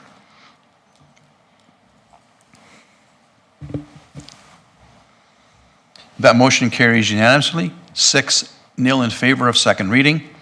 With that, we do need consensus to move to third reading, right? Correct. Yes, I got it right. There you go. There you go. All right, with that, Council, I'll ask you to vote for consensus to move to third reading. Please initiate the voting process. To move to third reading. Oh, hang on. That carries unanimously, 6-0 in favor of moving to third reading, or giving consideration, pardon me. And I'll move that bylaw 1068-25 be given third reading. Discussion on the motion. All right, seeing none, would you please initiate the voting process for third reading of the bylaw? That also carries unanimously, 6-0 in favor of third reading. Thank you, Council. Appreciate that. Moving on with our agenda. Let's see here. We're now at Councillor inquiries, responses and reports. Are there any Councillor inquiries this evening? I'm not aware of any, but Councillor Barnhart, you have the floor then. Thank you, Mayor. My apologies for not getting this to the administration sooner, but yeah, I think it's one that either they could answer now or wouldn't be that difficult. But question about the utility boxes that are sitting outside residential areas that get damaged, and who is responsible for the repairs of those. I have been personally involved in one of these, but I do know that they're existing in other communities as well. I'd like to box, a TELUS box, a whose box. So if you need more information, I can send you a picture, but the question is who's responsible for that repair when they're damaged? Ms. Morrison, I guess you're acting CEO this evening? Yes, thank you through the mayor to Councillor Barnhart. We will have to get back to you on that. Just we have no one from infrastructure here this evening. And also you made a fair comment as to who owns the box would likely determine who would be responsible for it. So we will get back to you on that. Thank you, Administration. Thank you, Councillor. Any further Councillor inquiries this evening? Seeing none. Next is CEO update. Ms. Morrison, are you able to provide an update in CEO Schwartz's absence? If you are, you have the floor. Thank you, Mayor, Councillors, members of the public. I'm happy to provide the CAO update on behalf of CAO Schwartz, and I will keep it brief. For community services, the BSRC was very busy over the holiday break with a high volume of drop-ins and a successful kids camp. Over 200 people attended the Skate with Santa on December 22nd, which is done in partnership with the Beaumont Chiefs. Of course, New Year's resolutions are in full swing, with all our registered fitness programs running at full capacity. This is the first time we've had every registered fitness class fully booked. Aquatics has successfully completed a major training and recruitment drive, hiring 24 and have a fully staffed team. In economic development, an editorial in the January 2025 Invest Alberta publication promoting Beaumont as a place to develop. In infrastructure, as discussed this evening, residential snow clearing for the season has begun, so expect that to last up to 7 weeks. The Saunderville Park update project is now fully complete.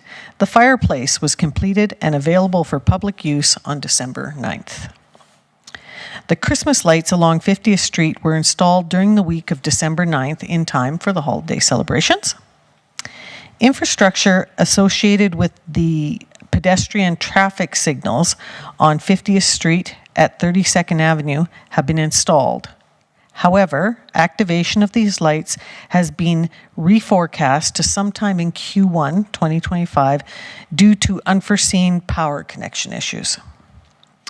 In transit, The ridership in December totaled 2,343, resulting in a decrease of 932 riders compared to November. Average weekly ridership fell to 104 from 150, while average weekend ridership slightly declined from 230 from 31. This decrease aligns with historical trends attributed to the end of the school semester and reduced usage during the holiday season. Despite the decrease in November and December, 2024 marked a milestone year for transit, with annual ridership reaching a record-breaking total of 28,888 folks, a 207% increase from 2023. Ridership is anticipated to rebound in January with the start of the new semester and remain elevated through the spring months. That concludes the update. Thank you, Ms. Morrison. I appreciate that. Mike's not here, so any questions for Ms. Morrison? I'm seeing not. That's okay. Appreciate that very much. Next on our agenda are any notices of motion. I'm not aware of any. Are there any? Seeing none. We had a closed session, but both items were on consent agenda. Before we move to adjournment, I will make. One of the items was pulled off consent agenda. Right, but that was the reports in conjunction with the bylaw we've already passed, right? I don't think we need to. No, there's no need to go into closed session then, no. Before we go any further then, I just will do a quick little update. As mayor, I often get complaints from residents. Last year during snow removal, residential, I had probably 15, 20 people complain about getting tickets, not having moved their cars. I've not gotten one this year. Let me repeat that. Listen at home, I've not gotten one complaint. Our municipal enforcement has done a good job of knocking on some doors, telling people, hey, your car's there, it should be moved. We're doing that. People, I think, are paying more attention. I did a social media post telling people, if you want us to be more efficient, please move your cars. And not having one complaint on tickets this year is huge. So I want to thank residents who are listening. Moving your cars makes our people more efficient, our graders more efficient, and snow getting off your street more efficient, and move on to the next neighborhood. So if you're listening and you're next in line to get your snow removed, please move your car on a 24-hour clock. And once the plow is down the road, that's great. But before the plow comes, please move your car. And having nobody complain about tickets is a huge improvement, I think, from previous years where we've had some complaints. So I think people are listening and helping us be more efficient, and that's good for everybody. So with that, seeing no further business, we're at 9:40 and we are adjourned. Thank you and enjoy your evening.